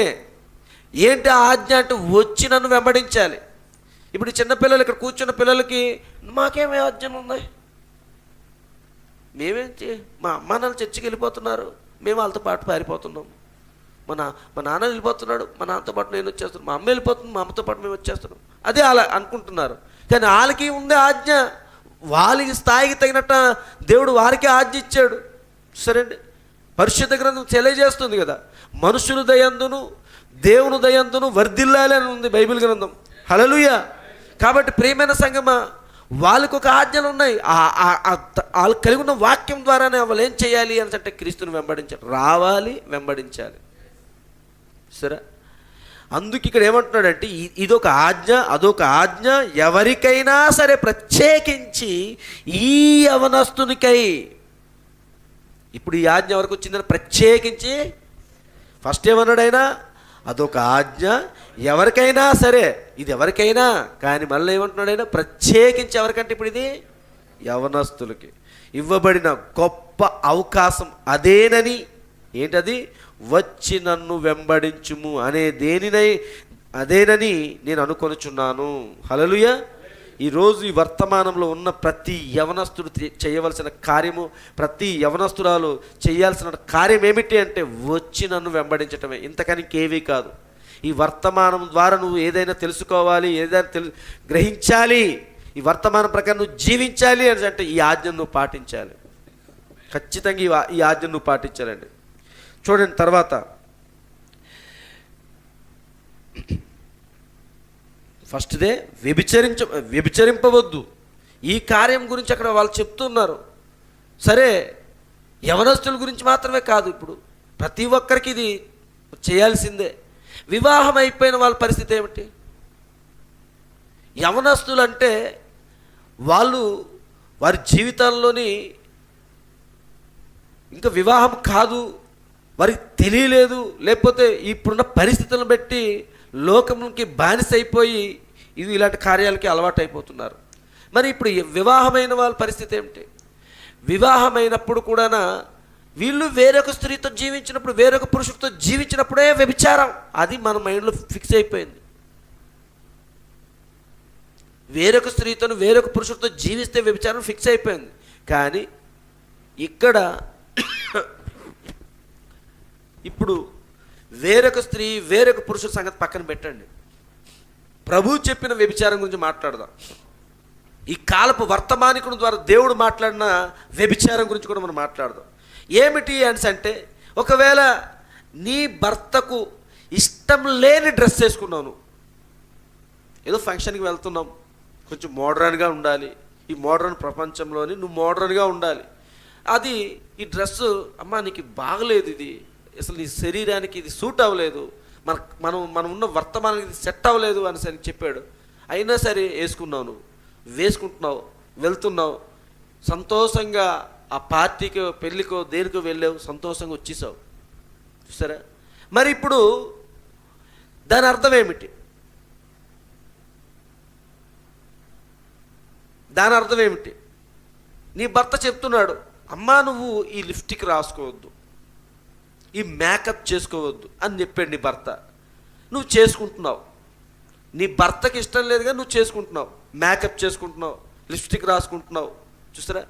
ఇవన్నీ నీ భర్త చెప్తుంటాడు, ఇది నాకు నచ్చలేదు, ఇలాంటి డ్రెస్సులు వేసుకోకూడదు, చూసారా, ఇలాంటి బట్టలు నువ్వు ధరించకూడదు అని నీ భర్త నీకు చెప్తున్నప్పుడు అయినా కానీ నువ్వు వేసుకుంటున్నావు. ఇప్పుడు కొంతమంది భర్తలు ఎలాగ ఉంటారు అంటే, పట్టుబట్టిన వాళ్ళు ఉన్నోళ్ళు ఉండొచ్చు, కొంతమంది సరే ఈరోజు కాబట్టి ఇంకో రోజు మారుతుంది అన్న వాళ్ళు కూడా ఉంటారు. కొంతమంది ఏం చేస్తారు అంటే, తన కర్మ అదే, నేనేదో దేవుడి దగ్గర నేను నమ్మకంగా జీవిస్తున్నాను అని చెప్పి అలా ఉన్నోళ్ళు ఉంటారు. ఇక్కడ నేను ఈ పాయింట్ ఎందుకు రైజ్ చేయాల్సి వస్తుంది అంటే, అసలు ఆ మూడు పరిస్థితులను బట్టి చూసినప్పుడు ఏ పరిస్థితుల్లో ఏది కొద్దిగా మొండిపట్టు పట్టిన వాళ్ళు ఉంటారు భర్తలు, అతని యొక్క ప్రెజర్ని తట్టుకోలేక ఒకవేళ ఆమె మేకప్ చేసుకోకుండా ఉండొచ్చు, లేదు సరే పోనీ ఏమైపోద్దులే ఇంకొక రోజుకే కదా, అలాగే అలా పార్టీ అందరి దగ్గరికి వెళ్తున్నప్పుడు కొంచెం మరి ఉండడం తప్పేం లేదులే అని అనుకుని ఉండొచ్చు కొంతమంది. ఏది మొదట్లో ఏమనుకుంటున్నాడు, వద్దు అంటున్నాడు, కానీ కొద్దిసేపు అయ్యేసరికి సరేలే అని కాంప్రమైజ్ అవుతున్నాడు. ఇంకొక మూడో క్యాండిడేట్ ఏమనుకుంటున్నాడు అంటే, తనకారం అదే మోస్తుంది, నేను దేవుడి దగ్గర నమ్మకంగా ఉండాలి, నాకు నా జీవితం నా ఎత్తబాటు నేను కోల్పోకూడదు అని చెప్పుకుని ఉన్నోడు ఉంటాడు. ఇక్కడ జరుగుతున్నది ఏమిటి అంటే, ఇప్పుడు అతని వైపు కాదు ఇప్పుడు మనం మాట్లాడాల్సింది, అతని వైపు గురించి నేను ఆలోచించట్లేదు, కానీ ఈమె వైపు నుంచి నేను ఆలోచిస్తున్నాను. ఇప్పుడు ఈమె ఏం చేస్తుంది? ఈమె ఏం ఆలోచిస్తుంది? నువ్వు వద్దన్నావు, నేను వేసుకున్నాను. ఇప్పుడు నీవు ఎవరిని సంతోషపరుస్తున్నావు? ఈ మేకప్ చేసుకొని ఎవరిని సంతోషపరుస్తున్నావు? ఈ లిప్స్టిక్ రాసుకొని ఎవరిని సంతోషపరుస్తున్నావు? ఈ బట్టలు వేసుకొని ఎవరిని సంతోషపరుస్తున్నావు? అసలు ఎందుకు వేసుకుంటున్నావు? ఒక ప్రశ్న వేసుకోవాలి. అప్పుడు ఈ లిప్స్టిక్ కూడా నువ్వు ఎందుకు వేసుకుంటున్నావు? అసలు నువ్వు ఎవరి కోసం? ముందు అది నీకు రావాలి ఆలోచన. అసలు నువ్వు ఎవరి కోసం అది నీకు రావాలి. నేను ఎవరి కోసం? ఒకవేళ నీకు నిజంగా ఆ పరిపూర్ణమైన వాక్య ప్రత్యక్షత నీకు వచ్చి ఉంటే, నేను నా భర్త కోసం అనేది నీకు ఉంటే, నా జీవితం కాదు, నా శరీరము, నా సమస్తముకు నా భర్తకే అని ఆలోచన నీకు వస్తే, అప్పుడు నీ భర్త ఏం చెప్పాడు అనేది నీకు రావాలి గుర్తుకి. నా భర్తకి ఇది కాదు కదా, నా భర్తకే కదా, నేను నా సర్వము నా భర్తకే కదా, నా భర్త ఎలా ఉండమంటే నేను అలాగే కదా ఉండాలి, నా భర్త నన్ను ఎలాగ అలంకరణ చేసుకోమంటే అలంకరణ కూడా అలాగే కదా ఉండాలి, ఇవి నా భర్తకి ఇష్టం లేనిది నేను ఎందుకు వేసుకుంటున్నాను? మరి ఇది నేను ఎందుకు వేసుకుంటున్నావు? నీవు ప్రశ్నించుకో, నేను ఎందుకు వేసుకుంటున్నాను ఇది? నా భర్త వద్దన్నప్పుడు నేను ఎందుకు వేసుకుంటున్నాను? ఎవరి కోసం ఈ సౌందర్యం, ఈ మేకప్స్, ఈ ఐబ్రోస్? నా భర్త ఏమో ఐబ్రోస్ నాకు వద్దు, నాకు ఇష్టం లేదు, నువ్వు అలాగే చేసుకోవద్దు, నువ్వు ఒకప్పుడు నువ్వు ఎలాగ ఉన్నావు అలాగే ఉండు అన్నాడు. కానీ ఇప్పుడు నువ్వు ఐబ్రోస్ ఎందుకు చేసుకుంటున్నావు? సరే, ఇది ఎవరికి కనబడదు పెద్దగా, ఈ లిప్స్టిక్ పెద్దగా కనబడదు అని. అసలు కనబడకపోతే అనవసరం, నువ్వు అసలు ముట్టుకోకు దానికి అన్నాడు. నువ్వు ఎందుకు ఆ రోజ్ కలర్, ఆ లైట్ రోజ్ కలర్ నువ్వు ఎందుకు వేసుకుంటున్నావు? ఎవరికి? ఆయన వద్దన్నప్పుడు, ఆయనే వద్దన్నాడు, నీ భర్తే వద్దన్నప్పుడు నువ్వు ఎందుకు వేసుకుంటున్నావు? నీ భర్తే వద్దన్నాడు అని అంటే నువ్వు ఒక విషయం గుర్తెట్టుకోవాలి, నీవు నీ భర్తను కూడా నువ్వు తృణీకరించి నువ్వు మేకప్ చేసుకుంటున్నావు అని అంటే నీ భర్త స్థానం వేరే వాళ్ళు కలిగి ఉన్నారని అర్థం. సరే,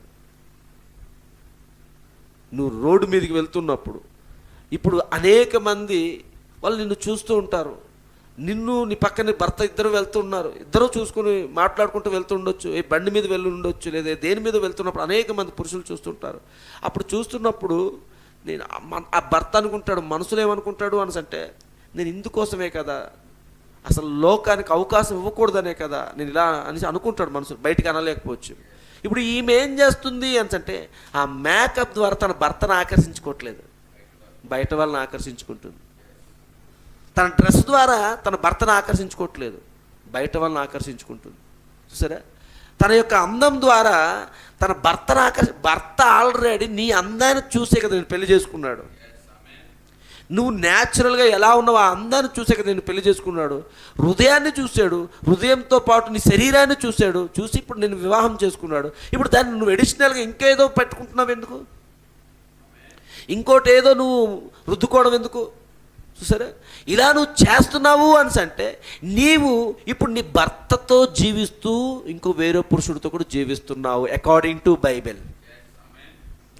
సరే, పరిశుద్ధ గ్రంథం ప్రకారంగా నువ్వు వేరొక పురుషుడితో జీవిస్తున్నావు. ఇప్పుడు ఈ జీవించే జీవితం గురించి మాట్లాడుతున్నాను. ఇక్కడ నువ్వు జీవించే జీవితం ఆ పురుషుడితో వెళ్ళి శారీరకంగా జీవించాల్సిన పని లేదు. మీ ఇద్దరు ఏదో పార్కుల దగ్గరికి వెళ్ళిపోవాలి, ఎక్కడికో మీకు నచ్చిన స్థలాల దగ్గరికి వెళ్ళిపోయి జీవించాల్సిన పని లేదు. ఇది చాలా కఠోరమైన బోధ అండి మనకి. కొంతమంది స్టేట్మెంట్లు ఇస్తున్నారు, అమ్మో ఈ వర్తమానం మేము రాంబాబు, ఈ వర్తమానంలో అంటే మేకప్ చేసుకుంటే వ్యభిచారులు అంట, ఈ వర్తమానం చెవులు పెట్టుకుంటే వ్యభిచారులు అంట. మనం అందరికీ అనం, వర్తమానంలో ముసుగు ధరించుకున్న వాళ్ళకి చెప్తాం. మనం లోకంలో ఉన్న వాళ్ళు లోకంసారి వాళ్ళు జీవిస్తారు, వాళ్ళది వేరు. మనం ఎవరి గురించి మాట్లాడుతున్నాం? వర్తమానం ముసుగు ధరించుకొని ఇంకనూ లోకంలోనూ జీవించిన వాళ్ళు ఉంటారు చూసారా, వాళ్ళ గురించి మాట్లాడుతున్నామండి. చూసారా, ఇది మరి ఈ పరిస్థితిని బట్టి నువ్వు ఏం ఆలోచిస్తున్నావు? అలాగే పురుషులు ఏం చేస్తున్నారు? ఎప్పుడు తన భార్యకు నచ్చిన బట్టలు వేసుకుంటాడు, అలాగే ఆడు సూట్ అయిన బట్టలు వేసుకోవాలి. కానీ సడన్లీగా వింత డ్రెస్సులు ఏవో తడుగుతుంటాడు, మంచి కలర్స్ ఇవి అవి వేసుకొని వెళ్తుంటాయి. ఏమండి అసలు ఎప్పుడు ఇలాంటి బట్టలు వేసుకో, ఏంటి ఈ మధ్యన ఏంటి కొంచెం వెరైటీగా తయారవుతున్నారు, కొంచెం ఏంటి అంటే నాకు సూట్ అవ్వలేదు, అది సూట్ అవ్వలేదు అంటే ఏ మాటకు ఆ మాట. కానీ అసలు మీకు ఈ బట్టలు సూట్ అవ్వలేదంటే ఊరుకో ఎరిమోహందానా, బయటకు వస్తే నీకు తెలుస్తుంది అవన్నీనే. అలా కదండి, నాకు తెలియదు ఏంటంటే పెళ్ళి ఇన్ని సంవత్సరాలు అవుతుంది, మీతో మేము జీవిస్తున్నాము, నీ బట్టలు ఎలా ఉంటాయి నాకు తెలుసు కదా, సడన్గా కనబడేసరికంటే ఇప్పుడు ట్రెండ్ ఇది. సరే, ఆ ట్రెండ్ను ఫాలో అవుతున్నావు అని అంటే ఖచ్చితంగా ఇక్కడ ఏం జరుగుతుంది? అది కూడా ఆల్రెడీ నీ భార్య టెస్టులు నీకు తెలుసు, అలాగే నీ యొక్క శరీరానికి సంబంధించిన డ్రెస్ సెన్స్ కూడా నీకు తెలుసు. ఇవన్నీ తెలిసిన ఇప్పుడు కొత్త పొంతలు తొక్కుతూ నువ్వు కొత్త మోడర్న్ బట్టలు వేసుకోవద్దని చెప్పట్లేదండి. సరే అండి, బట్టలు వేసుకోకూడదని చెప్పట్లేదు కదా, ఈ మోడర్న్ స్టైల్స్. సరే, ఇవన్నీ నువ్వు వేసుకుంటూ నువ్వు వెళ్తున్నావు. రోజుకొక చక్కగా ఆ మోడర్న్ డ్రెస్సులు వేసుకుని వెళ్ళి రావడం, హెయిర్ స్టైల్స్, ఈ స్టైల్స్ ఆ స్టైల్స్ అని చెప్పి. ఇప్పుడు ఈ స్టైల్ వచ్చింది తెలుసా, ఆ స్టైల్ వచ్చింది తెలుసా, ఈ సెలూన్ షాపుల దగ్గరికి వెళ్ళిపోయి గంటల తరబడి హెయిర్ స్టైల్ చేయించుకొని రావడం ఇవన్నీ చూస్తుంటాం. గిన్నె కొట్టుకోవద్దు, మేము రాసుకొని మీ ఇష్టం. కానీ గంటల తరబడి చేసుకునేది ఉంది కదా, గంట అవుతుందండి హెయిర్ స్టైల్కి, ఆ స్టైల్ తీసుకొని రావడానికి. ఆ హెయిర్ స్టైల్కి వెళ్ళి ఇప్పుడు మాకున్న జుట్టు ఇది, ఈ జుట్టుని తీసుకుని వెళ్ళి మనం వెళ్ళి కూర్చుంటే పావు గంట టక్ కట్ చేసి పంపించేస్తున్నాడు నాకు. ఎవరో మనుషులు ఉంటేనే పాపం అక్కడికి వెళ్ళి అలా కూర్చొని ఏదో అలా కూర్చొని ఉండాలి. కానీ కుర్చీ దగ్గర కూర్చున్నాడంటే 10 నిమిషాల్లోనే సార్ అయిపోయింది సార్ అంటున్నాడు. అదే కొంతమంది దగ్గరికి వస్తుంటారు, వాళ్ళు వచ్చినప్పుడు వాళ్ళ కోసం ఇక్కడి నుంచి ఇది బాగుంటుందండి సార్, ఇక్కడ కొంచెం షేప్ ఇలా తగ్గించమంటారండి, ఇది ఇలా తగ్గించాలండి, ఇది సూదిగా రావాలండి, ఇక్కడ చిన్న గెడ్డ ఉండ, ఇవన్నీ ఆడుకుని జాగ్రత్తగా పిన్నట్టు అన్నీ రెడీ చేస్తుంటారు. ఇది వర్తమానంలో ఉన్న జబ్బు నేను చెప్తున్నాను, లోకంలో ఉన్న గురించి చెప్పట్లేదు. సరే, ఇవి అన్నీ ఏమిటి అని అంటే ఎవరి కోసం నీకు ఆ కటింగ్లు, ఎవరి కోసం ఆ స్టైల్స్? నువ్వు ఎప్పుడు సాదాసీదగా ఉన్నావు, నీ భార్యకి ఇంప్రెషన్గానే ఉన్నావు, అన్నీ ఉన్నటువంటి నీ డ్రెస్ ఈరోజు సడన్లీగా మారిపోతూ ఉంటుంది. ఈ వర్తమానంలో ఉన్న ఫ్యాంట్ కూడా జారిపోతున్నాయి. నాకు ఇదే అర్థం కావట్లేదు. ఎన్నిసార్లు చెప్తుంటామో, ఎంతమంది సేవకులు చెప్తున్నారో, ఇది నవ్వుటది కాదండి, సీరియస్ మ్యాటర్. అసలు నువ్వు అలాంటి డ్రెస్సులకి నువ్వు ఎంకరేజ్ చేసుకుని నువ్వు అలాగా వెళ్తున్నావు అని అంటే అసలు నువ్వు వర్తమానంలో ఉన్నావా అని అంటే ఇదిగో అకార్డింగ్ టు బైబిల్ నువ్వు కూడా ఒక వ్యభిచారిగానే ఉన్నావు. ఆ డ్రెస్ సెన్స్ నేను చెప్తున్నాను. సరే, మనకి డ్రెస్సులు దొరకడం కష్టమే, షాపింగ్ మాల్స్లో మనకి బట్టలు దొరకడం కష్టమే.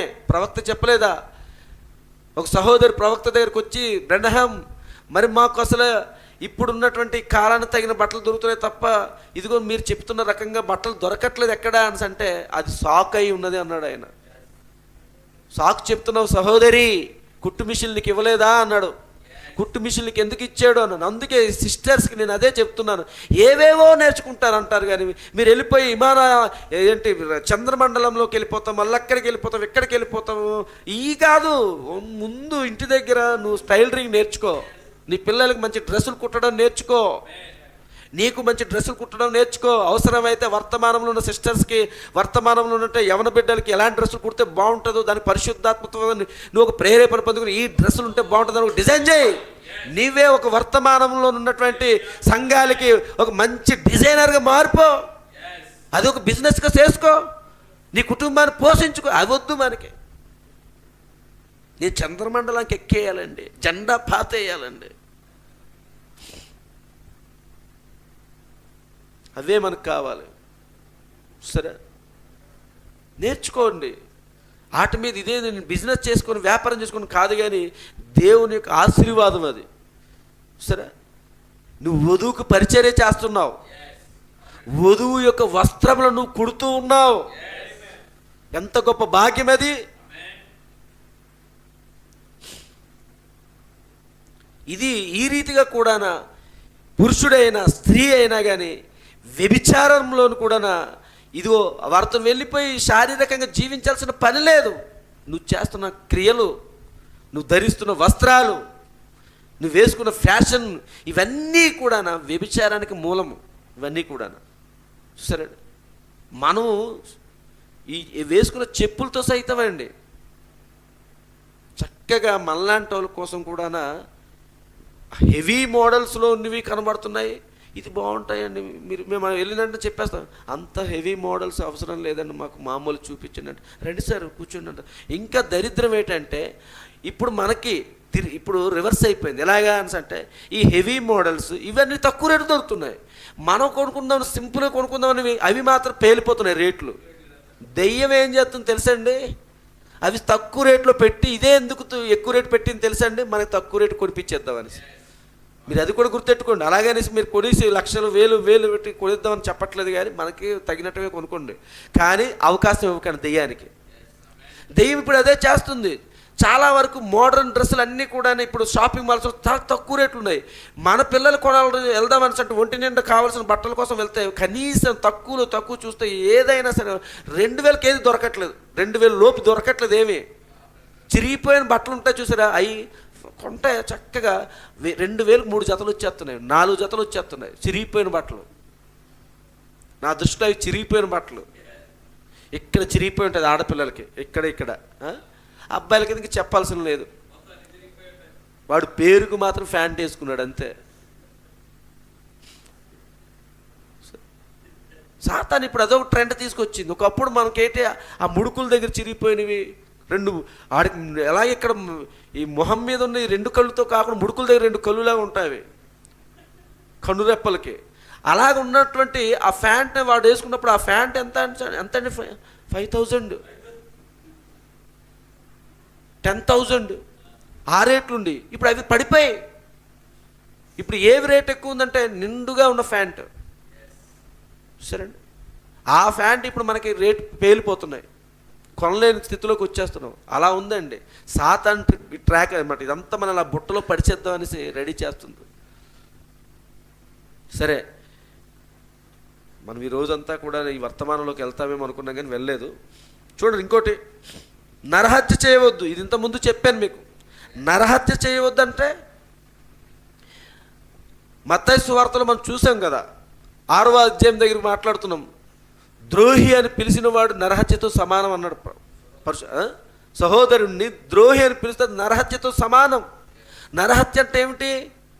ఒక మనిషిని వెళ్ళి చంపేయడం, ఒక మనిషిని వెళ్ళి కత్తితో నరికేయడం, లేదా ఏదో రకంగా అతనికి హాని చేసి అతని ప్రాణాలు తీసేయడమే నరహత్య. కానీ ఇక్కడ కొత్త నిబంధన దగ్గరికి వచ్చేసరికి నరహత్య ఏమిటంట? ఒక సహోదరుని నువ్వు ద్రోహి, పనికి మల్లవాడా, ఎందుకు పనికిరానోడా, ఎందుకురా నువ్వు చెత్తవాడా, ఇది పదాలు వాడుతుంటారు చూస్తారా? ఇవన్నీ ఆ సహోదరుని నువ్వు చంపేసినప్పుడు నువ్వేమవుతున్నావు? ఇప్పుడు ఒక సహోదరుని యొక్క ప్రభావాన్ని నువ్వు తీసివేయటమే నరహత్యతో సమానం అన్నాడు ప్రవక్త. అంటే మనం అనుకుంటే కొన్నిసార్లు మన ఉన్న ఆ ఒత్తిళ్ళు ఆ ప్రజలను బట్టి తట్టుకోలేక మనం ఏం చేస్తాం, ఈ ఎన్నిసార్లు చెప్పి నేను మారట్లేదు, చేయట్లేదు అని చెప్పేసి మనం ఈ పరువు మొత్తం తీసేయాలరా అని చెప్పేసి నలుగురు దగ్గర పిలిపించి ఏదో మాట్లాడితే అప్పుడైనా మార్పు వస్తుంది అని చెప్పేసి రెచ్చిపోతుంటాం మనం. కానీ ప్రవక్త ఏమంటున్నాడంటే నరహత్యతో సమానం అంటున్నాడు ఆయన. నీకు వచ్చిన ఒత్తిడిని తీసుకొచ్చి వాళ్ళ మీద రుద్దేస్తున్నావు. నీకు వచ్చిన ఒత్తిడి నీకు వస్తుంది, ఏదో ఇబ్బందులు వచ్చాయి, ఇరుకులు వచ్చాయి, శోధనలు వచ్చాయి, దాన్ని నువ్వు తట్టుకోలేక వాళ్ళ మీదకి తీసుకొచ్చేస్తున్నావు. ఆ ఒత్తిడి వాళ్ళ మీద తీసుకొచ్చేస్తున్నావు. ఆఫీసులో వర్క్ ఏదో ఉంటుంది, ఆ వర్క్ బర్డెన్ నిండిపోయి టార్గెట్ని నువ్వు రీచ్ అవ్వకపోతే అక్కడ ఉన్నటువంటి మన బాసులు ఏం చేస్తారు, శుభ్రం కోటింగ్లు ఇస్తుంటారు. నెక్స్ట్ మంత్ మరి నీకు శాలరీ ఉండదు, లేదా నెక్స్ట్ మంత్ మీరు జాబ్ రిజైన్ చేసేయాలి. ఇవన్నీ ఒత్తిళ్ళ మధ్యలో ఆ ఒత్తిడిని అక్కడ వాళ్ళకి నువ్వేమనలేవు, బాస్ మీద తిరుగుబాటు చేయలేవు. నాకు ఈ ఉద్యోగం వద్దండి, ఇంక ఇలా ఈ ఒత్తిడిని భరించలేని అనలేవు. ఎందుకంటే కుటుంబ పరిస్థితులు ఈఎంఐలు ఉండిపోయి అన్నీ కట్టుకోవాలి, ఇది కట్టుకోవాలి, అది కట్టుకోవాలి, ఇవన్నీ గుర్తుకొస్తుంటాయి. ఇంకా తప్పదు. ఆ ఒత్తిడి మధ్యలో నువ్వు ఉండిపోయి ఏం చేస్తావు? ఒత్తిడి నీలో ఉండిపోతుంది అంటే ఉండదు. ఇంటికి వచ్చిన టపాలమని తగులుతుంది ఎవరికోటి, చెప్పలేము. పిల్లలు అవ్వచ్చు, లేదా ఇంటికాడ భార్య అవ్వచ్చు.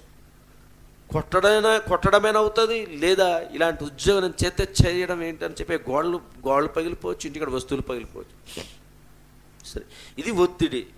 ఎందుకు ఈ ఒత్తిళ్ళు వస్తున్నాయి అంటే ఇదే. ఇప్పుడు ఆ ఒత్తిడి ఎవరి మీదో చూపించేయాలి. అది చూపించినప్పుడు ఏమో కొన్నిసార్లు స్నేహితులకు చెప్పవచ్చు, సహోదరులతో మాట్లాడేటప్పుడు కూడా ఆ ఒత్తిడి మనం ఉపయోగించవచ్చు. ఆ ప్రజలు వచ్చేది అమ్మయ్య. కొన్నిసార్లు చూడండి, ఏదైనా ఎవరికైనా తిట్టలేనంత వరకు మనం చాలా బిగిసిపోయి ఉంటాం. ఒక్కసారి అది పూర్తి తిట్టేసిన తర్వాత అమ్మాయి మనం కడుపు మంట చల్లారిందిరా నాయన అన్నట్టుగా ఉంటాం. హ్యాపీగా భోజనం చేసేస్తుంటాం. ఇదిగో ఇక్కడ అదే కనబడుతుంది. అది రెండోది నరహత్య చేయటం. ఇది కూడా ఈ యవనస్తుడు దాటుకొని వచ్చేసాడండి.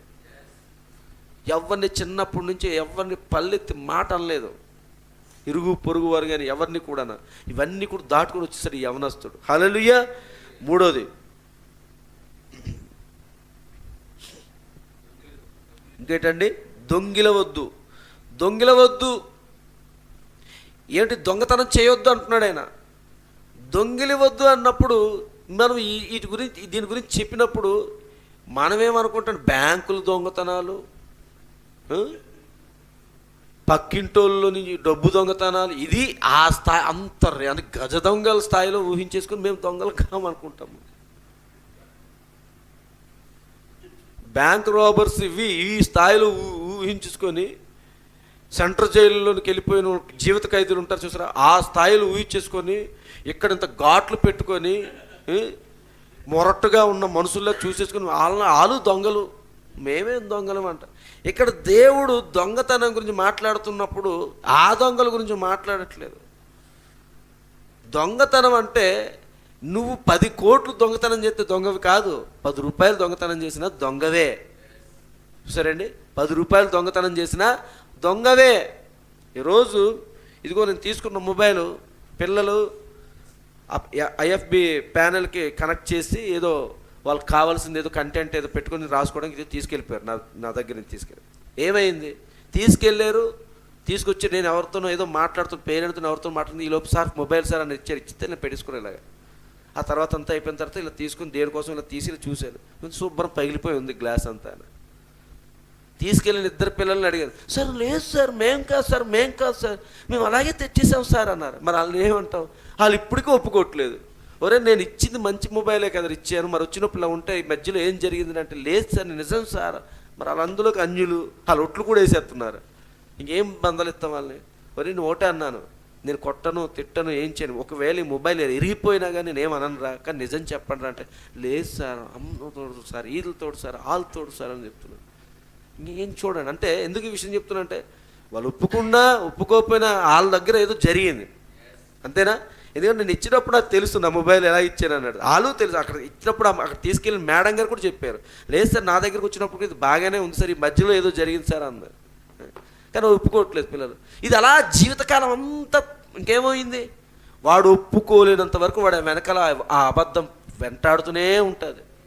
సరే, ఇది మనం అనుకుంటా మేము అనుకున్న అబద్ధం ఆడిస్తాము, దొంగతనం చేస్తాము అని అంటే ఏం దొంగతనం. ఇప్పుడు పిల్లలు చెప్తుంటాను ఎప్పుడు, వీళ్ళు పెద్ద విషయాలు ఏమో అవసరం, స్నాక్స్ దొంగతనం చేసితే చాలు.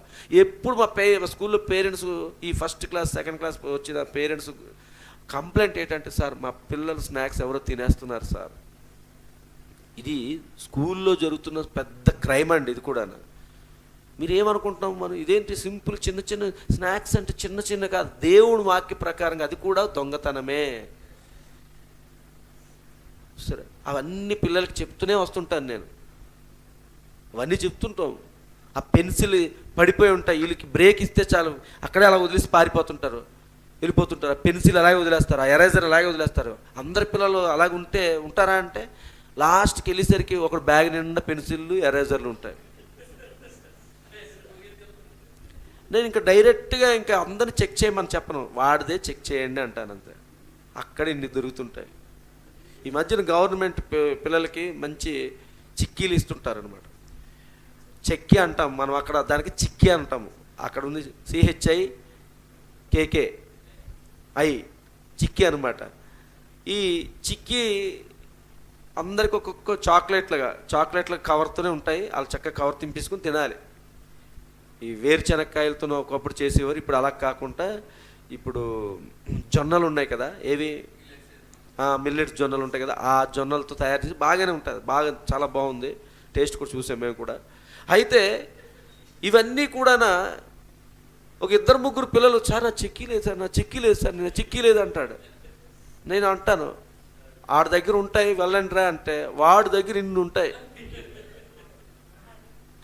ఒరే నీకు ఎలా వచ్చారంటే, సార్ వాడు ఇచ్చాడు సార్, వాళ్ళు అడిగితే ఇచ్చారు సార్ అంటే, ఇవన్నీ నువ్వేం చేస్తావు అంటే, షాప్కి వెళ్ళి అమ్ముతాడు అంటాడు.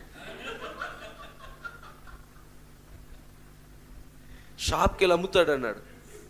వాడు పేరెంట్స్ పిలిపించాం, అమ్మ వీడు ఇలాంటి చిన్నప్పుడే నేర్చుకున్నాడు, వీడు పెద్ద అయినప్పుడు పెద్ద వ్యాపారవేత్త అవుతాడు, బిజినెస్ మ్యాన్ అవుతాడు అని చెప్పా. వాళ్ళ అమ్మాలు వచ్చి క్షమించండి సార్ అని చెప్పి అడిగి మా ఎదురుగా 2 తన్నేరు.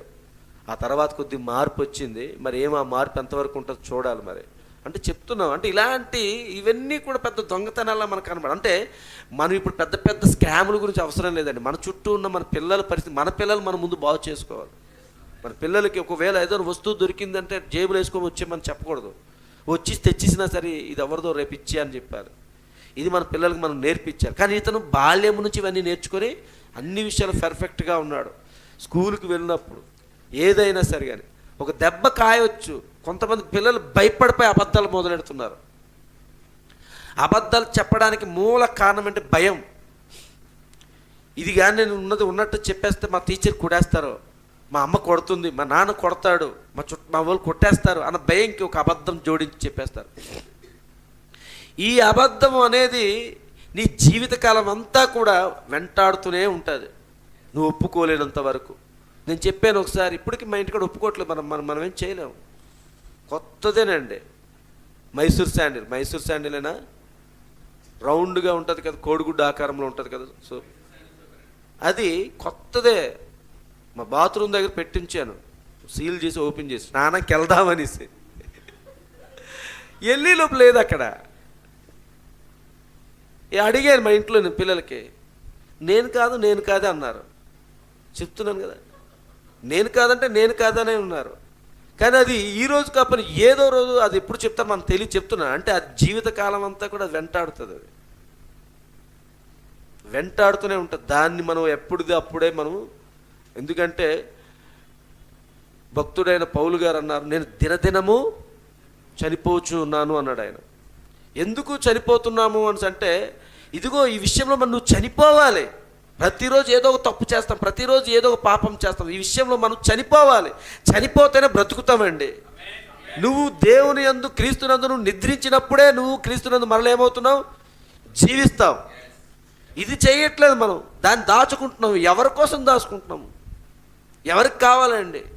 ఒకవేళ ఒక తప్పు చేసిన టపాల మన ఒక దెబ్బ కొట్టి కాసే ఒప్పించుకో. అది ఉన్నట్టు చెప్పుకోవడం మనం నేర్చుకోవాలి. కానీ ఈ యవనస్తుడు చిన్న బాల్యము నుంచే ఇవన్నీ కూడా చేస్తున్నాడండి. హల్లెలూయా. చాలా చూడండి, యేసుప్రభు వారు అడిగితే ఇందులో ఏదో దాంట్లో దొరికేస్తాడేమో అనుకున్నారేమో యేసుప్రభు వారు కూడా. ఈ యవనస్తుడు వ్యభిచారం చేయకూడదు అని అంటే ఇందులో దొరికేసి ఉంటాడు ఖచ్చితంగా అనుకొని ఉండొచ్చు. తర్వాత దొంగిలించకూడదు అన్న దాంట్లో దొరుకుంటాడు, లేదా నరహత్య చేయకూడదు అనే దాంట్లో దొరుకుంటాడంటే ఇవన్నీ కూడా బాల్యం నుంచే చేసుకుని వచ్చేస్తున్నానండి అంటున్నాడు ఈజీగా. కానీ ఆయన ఈజీగా చేసేసినవి మన దగ్గరికి వస్తున్నప్పటికీ ఎలా ఉన్నాయో ఒకసారి ఆలోచించండి. ఆ యవనస్తుడు ఈజీగా చేస్తాడు, ఏది నరహత్య చేయకూడదు, ఈజీగా చేస్తాడు దొంగిలించకూడదు, ఈజీగా చేస్తాడు వ్యభిచారం చేయకూడదు. కానీ ఈరోజు మన దగ్గరికి వచ్చేటప్పటికి ఇవి ఈజీగా లేవు, అసలు చాలా కఠోరంగా ఉంది. ఏ వ్యభిచారం, నేనే అమ్మాయితో తిరగలేదు, నేనే అబ్బాయితో తిరగలేదు. నువ్వు తిరగాల్సిన పని లేదు, నాకు తెలిసి నువ్వు ఏ అమ్మాయితో నువ్వు తిరగాల్సిన పని లేదు. నువ్వు ఆ అమ్మాయిని మోహపు చూపు చూస్తున్నప్పుడే నువ్వు వ్యభిచారం చేశావు. నువ్వు ఆ అబ్బాయిని మోహపు చూపు చూసినప్పుడే వ్యభిచారం చేశావు. నువ్వు ఇంక అయిపోయినట్టే. నువ్వు ఈ యవనస్తుడు కేటగిరీలోకి నువ్వు రాలేదు. సరే, కానీ ప్రియమైన సంగమా, నేను ముగిస్తున్నాను దీంతో. నేను తీసుకున్న దాంట్లోని దానికి జోడించాలనే ఉద్దేశంతో కొన్ని లేఖనాలు కూడా నేను తీసుకుని రావాల్సి వచ్చింది. ఇందులోనే యోహాను సువార్త 10వ అధ్యాయము 27వ వచనంలో ఒక మాట ఉంది, చూడండి. చదవండి బ్రదర్. అది యోహాను సువార్త 10వ అధ్యాయము 27.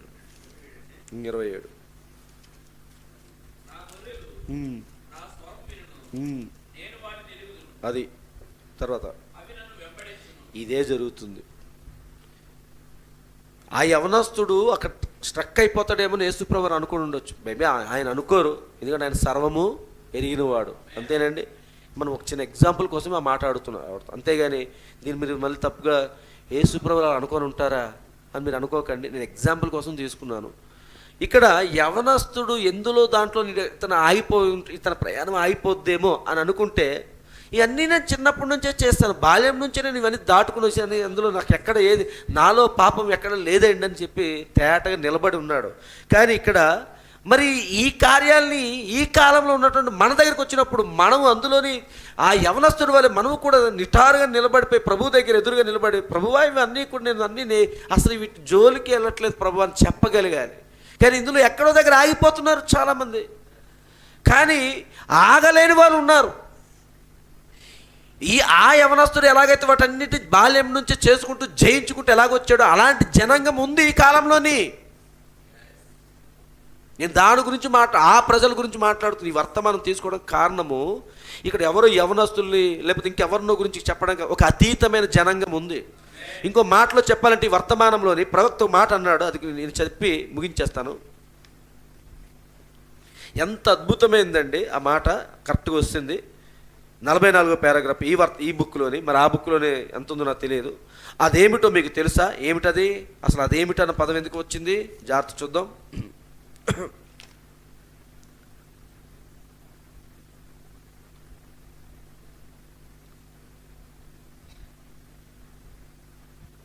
బా, ఎంత గొప్ప మాటలండి బాబు. చూడండి, 43 నుంచి స్టార్ట్ చేస్తున్నాను. అది ఏమై ఉన్నదో అది అక్కడ ఉన్నది.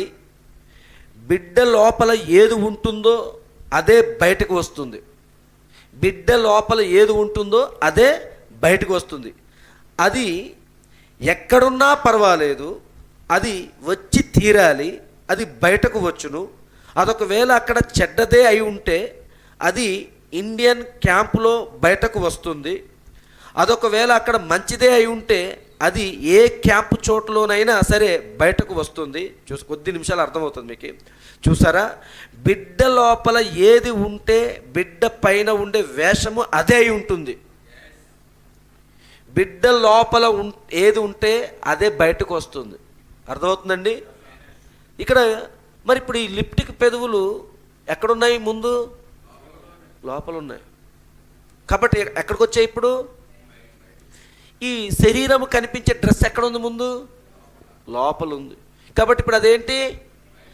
కానీ వీళ్ళకి అర్థం కానిది ఏంటంటే, ఇలాంటి దెయ్యాలకు అర్థం కానిది ఏంటి తెలుసండి? దేవుడు పై వేషాన్ని చూడడు, లోపల హృదయాన్ని చూస్తాడు. నేను అదే అంటున్నాను, దేవుడు రేపు హృదయాన్నే చూసి నీకు ఈ స్టేట్మెంట్ ఇస్తున్నాడు. నీ హృదయాన్ని చూసే, నీ కంపు హృదయాన్ని చూసే ఆయన ఈ స్టేట్మెంట్ ఇచ్చాడు. దేవుడు మన లిప్స్టిక్లు చూడడు, దేవుడు మన జుట్టు కత్తిరించుకోవాలని చూడడు, దేవుడు మన ఐబ్రోస్ చూడడు, దేవుడు మన డ్రెస్సులు చూడడు. మరి ఏం చూస్తాడు? నీ హృదయాన్నే చూస్తాడు. మరి నీ హృదయం ఏమైపోయింది? చెడుతనంతో నిండిపోయి ఉన్నది. హృదయము అన్నిటికంటే మోసకరమైనది. నీ హృదయం నిన్ను మోసం చేసింది. నా హృదయాన్ని చూస్తాడు దేవుడు. నిన్ను మోసం చేసింది నీ హృదయమే. అందుకే ఇక్కడ జాగ్రత్త చూస్తే, నీ బిడ్డ లోపల ఏది ఉంటే బిడ్డ పైన ఉండే వేషము అదే ఉండును. నీ లోపల ఏది ఉంటే అది బయటకు ప్రదర్శన మగును. నేను అందుకే లాస్ట్ వీక్ కూడా మీకు ఆడపిల్లల గురించి మాట్లాడుతున్నప్పుడు ఆ చున్ని విషయంలో అందుకే అలా మాట్లాడాను.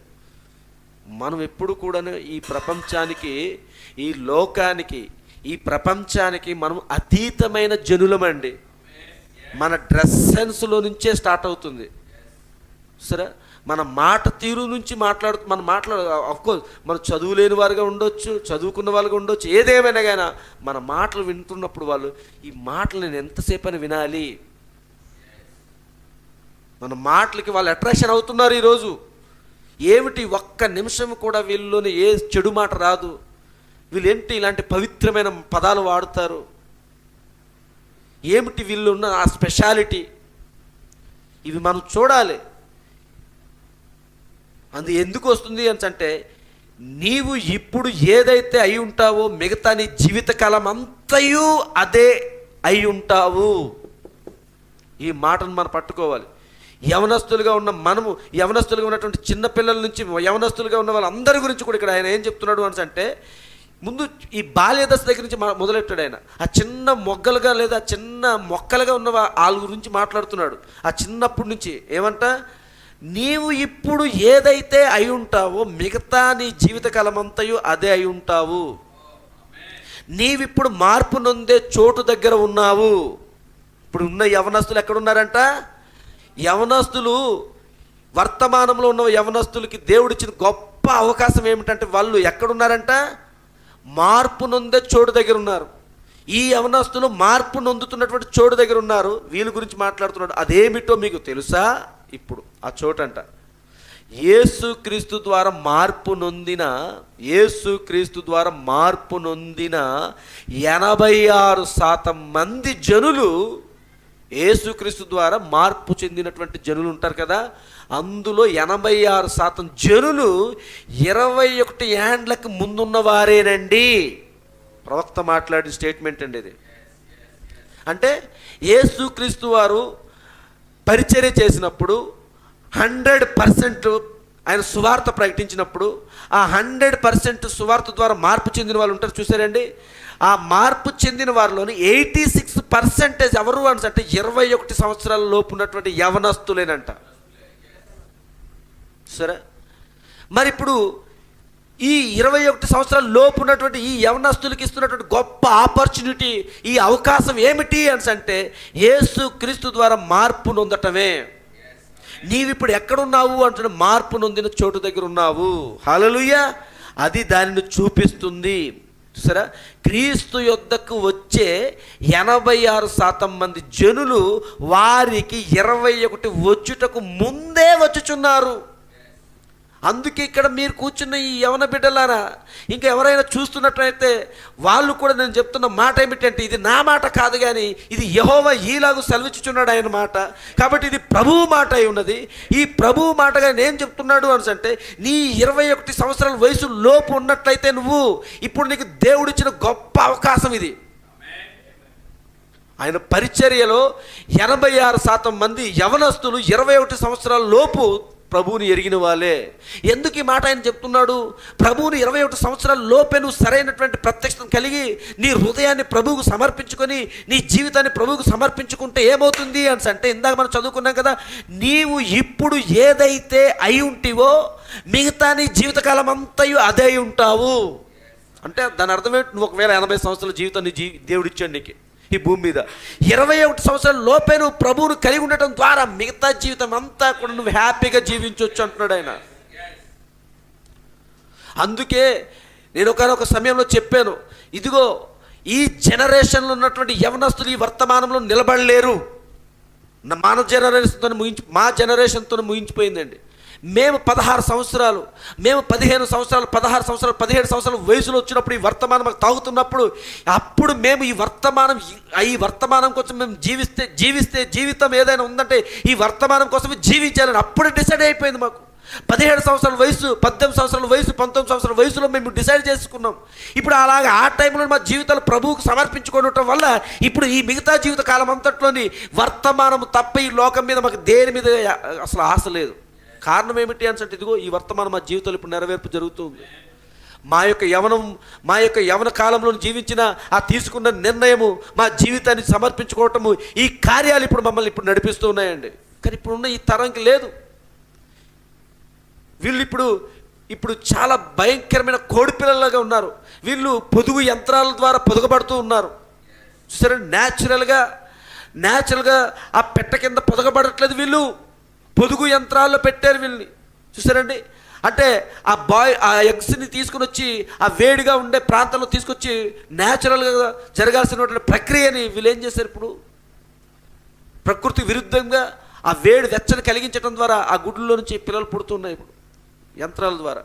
అలాగే అయిపోయారు ఇప్పుడు ఉన్న యవనస్తులు. సరే, భయంకరమైన స్థితిలోకి వెళ్ళిపోయారు. కానీ ప్రవక్త ఎలాంటి గొప్ప స్టేట్మెంట్ ఇచ్చారు, నీవు ఆ వయసును నీవు దాటిన తర్వాత నీవు ఇంకా ఎక్కువగా మలచబడతావు. 21 సంవత్సరాల లోపు నువ్వు ప్రభువుకి సమర్పించుకోవాలి. ఇది ఈరోజు నేను బల్లలు గుద్ది ఎగిరి గెంతులేసి ఓ యవనస్తులారా గ్రహించండి గ్రహించండి గ్రహించండి అని చెప్పుకొని ఉండాల్సిన పని లేదు. ఎందుకంటే ఇందాకే మనం చదువుకున్నాం, యోహాను సువార్త 10వ అధ్యాయము 27వ వచనంలో ఏం కనిపిస్తుంది అక్కడ మనకి? నా గొర్రెలు నా స్వరము వినును, నేను వాటిని ఎరుగుదును. ఆయనకు తెలుసు ఇక్కడ ఉన్న గొర్రెలు ఎవరో, ఆయన గొర్రెలు ఆయనకు తెలుసు, ఆయన గొర్రెలు ఆయన స్వరాన్ని వింటాయి.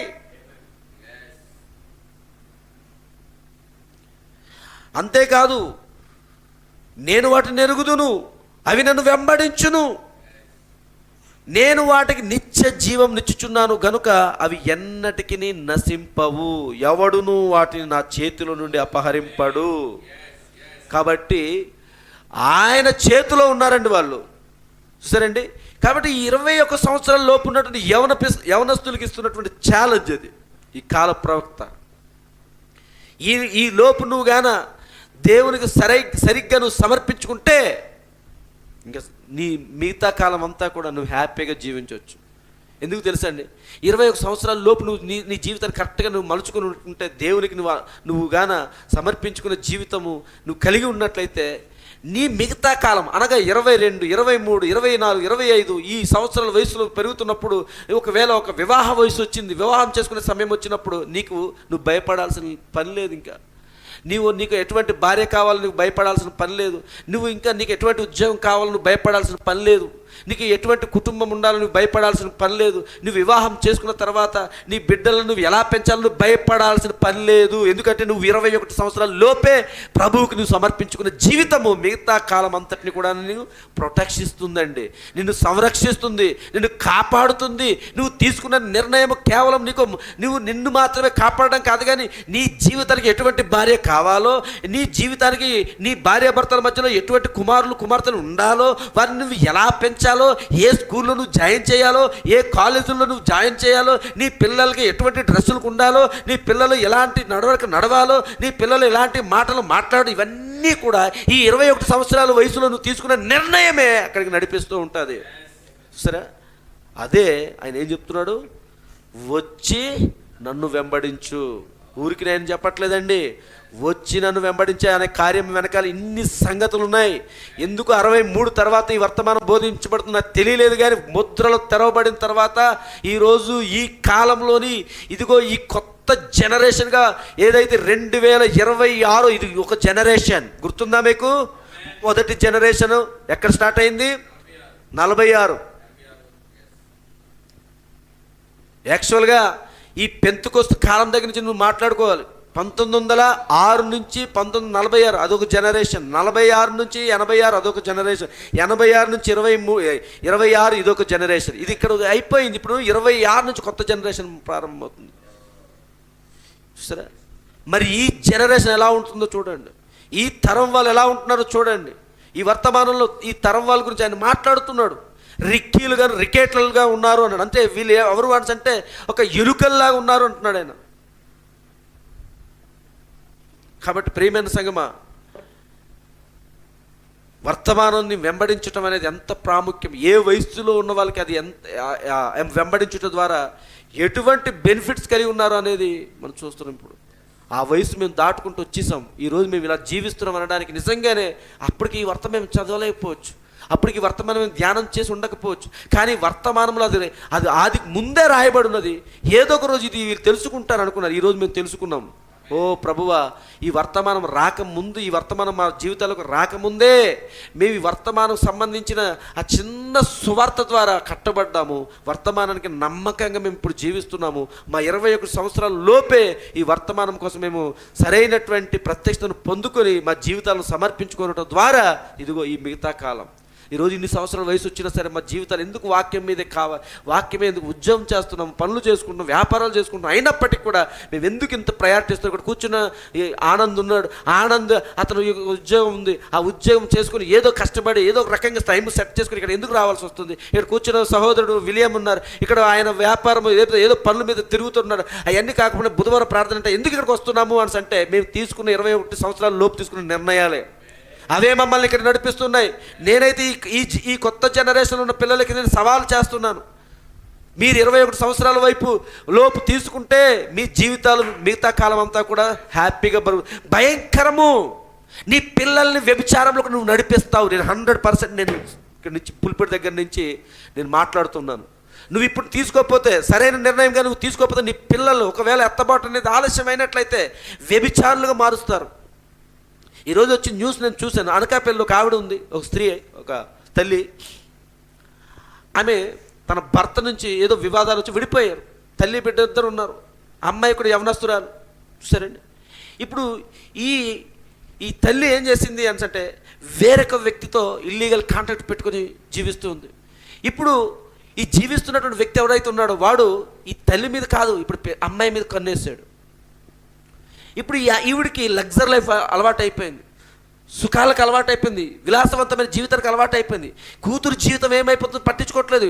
ఇప్పుడు ఈ వ్యక్తి ఏం చేశాడు, అమ్మాయి మీద కూడా అగాత్యం చేయడం మొదలు పెట్టాడట. సరే, ఈ విషయం తల్లికి తెలిసినా సరిగా తల్లి కూడా ఎటువంటి అవతల వ్యక్తిని తిట్టడం కానీ ఏమి అనడం కానీ ఏం చేయకుంటుందంట. ఎందుకు అంటే ఆమెకు డబ్బు వస్తుంది, విలాసంగా జీవించాలి అంటే. అలాంటి జీవితాలే ఈరోజు ఇప్పుడు నెక్స్ట్ జనరేషన్ స్టార్ట్ అవుతుంది. చెప్తున్నాను, మీరేమి వరి అవ్వద్దు. నువ్వు తీసుకున్న నిర్ణయం మీద ఆధారపడింది. నీ పిల్లల్ని నువ్వు ఒక్కసారి ఈ వాక్యంగా పెంచుతూ ఉన్నప్పుడు, అప్పుడు చూడండి, కోడికి లేదా ఒక గొర్రెకి లేదా దేనికైనా సరే ఆ కత్తితో ఇలా మెడ దగ్గర పట్టుకుని ఒక్కసారి ఏటేస్తే అది వేరు. మెల్లగా చర్మాన్ని మెల్లమెల్ల కట్ చేస్తూ ఉంటే ఆ కిలకిల ఎలాగైతే తన్నుకుంటుంటుందో నువ్వు తన్నుకుంటావు. అప్పుడు నీ బిడ్డల్ని కళ్ళ ముందు నశించిపోతుంటే నువ్వు చూసుకోలేక ఉండాలి. కారణం ఏమిటంటే 21 సంవత్సరాల వయసులోపు ఈ యెహోవా ఈలాగూ సెలవిస్తున్నాడు ప్రవక్త ద్వారా మాటలని మాటను నువ్వు కట్టబడలేదు కాబట్టి. సరే, ఇదే ఈరోజు యవనస్తులకి ఇస్తున్న సవాలండి. కాబట్టి ప్రేమైన సంగమా, వచ్చి నన్ను వెంబడించు.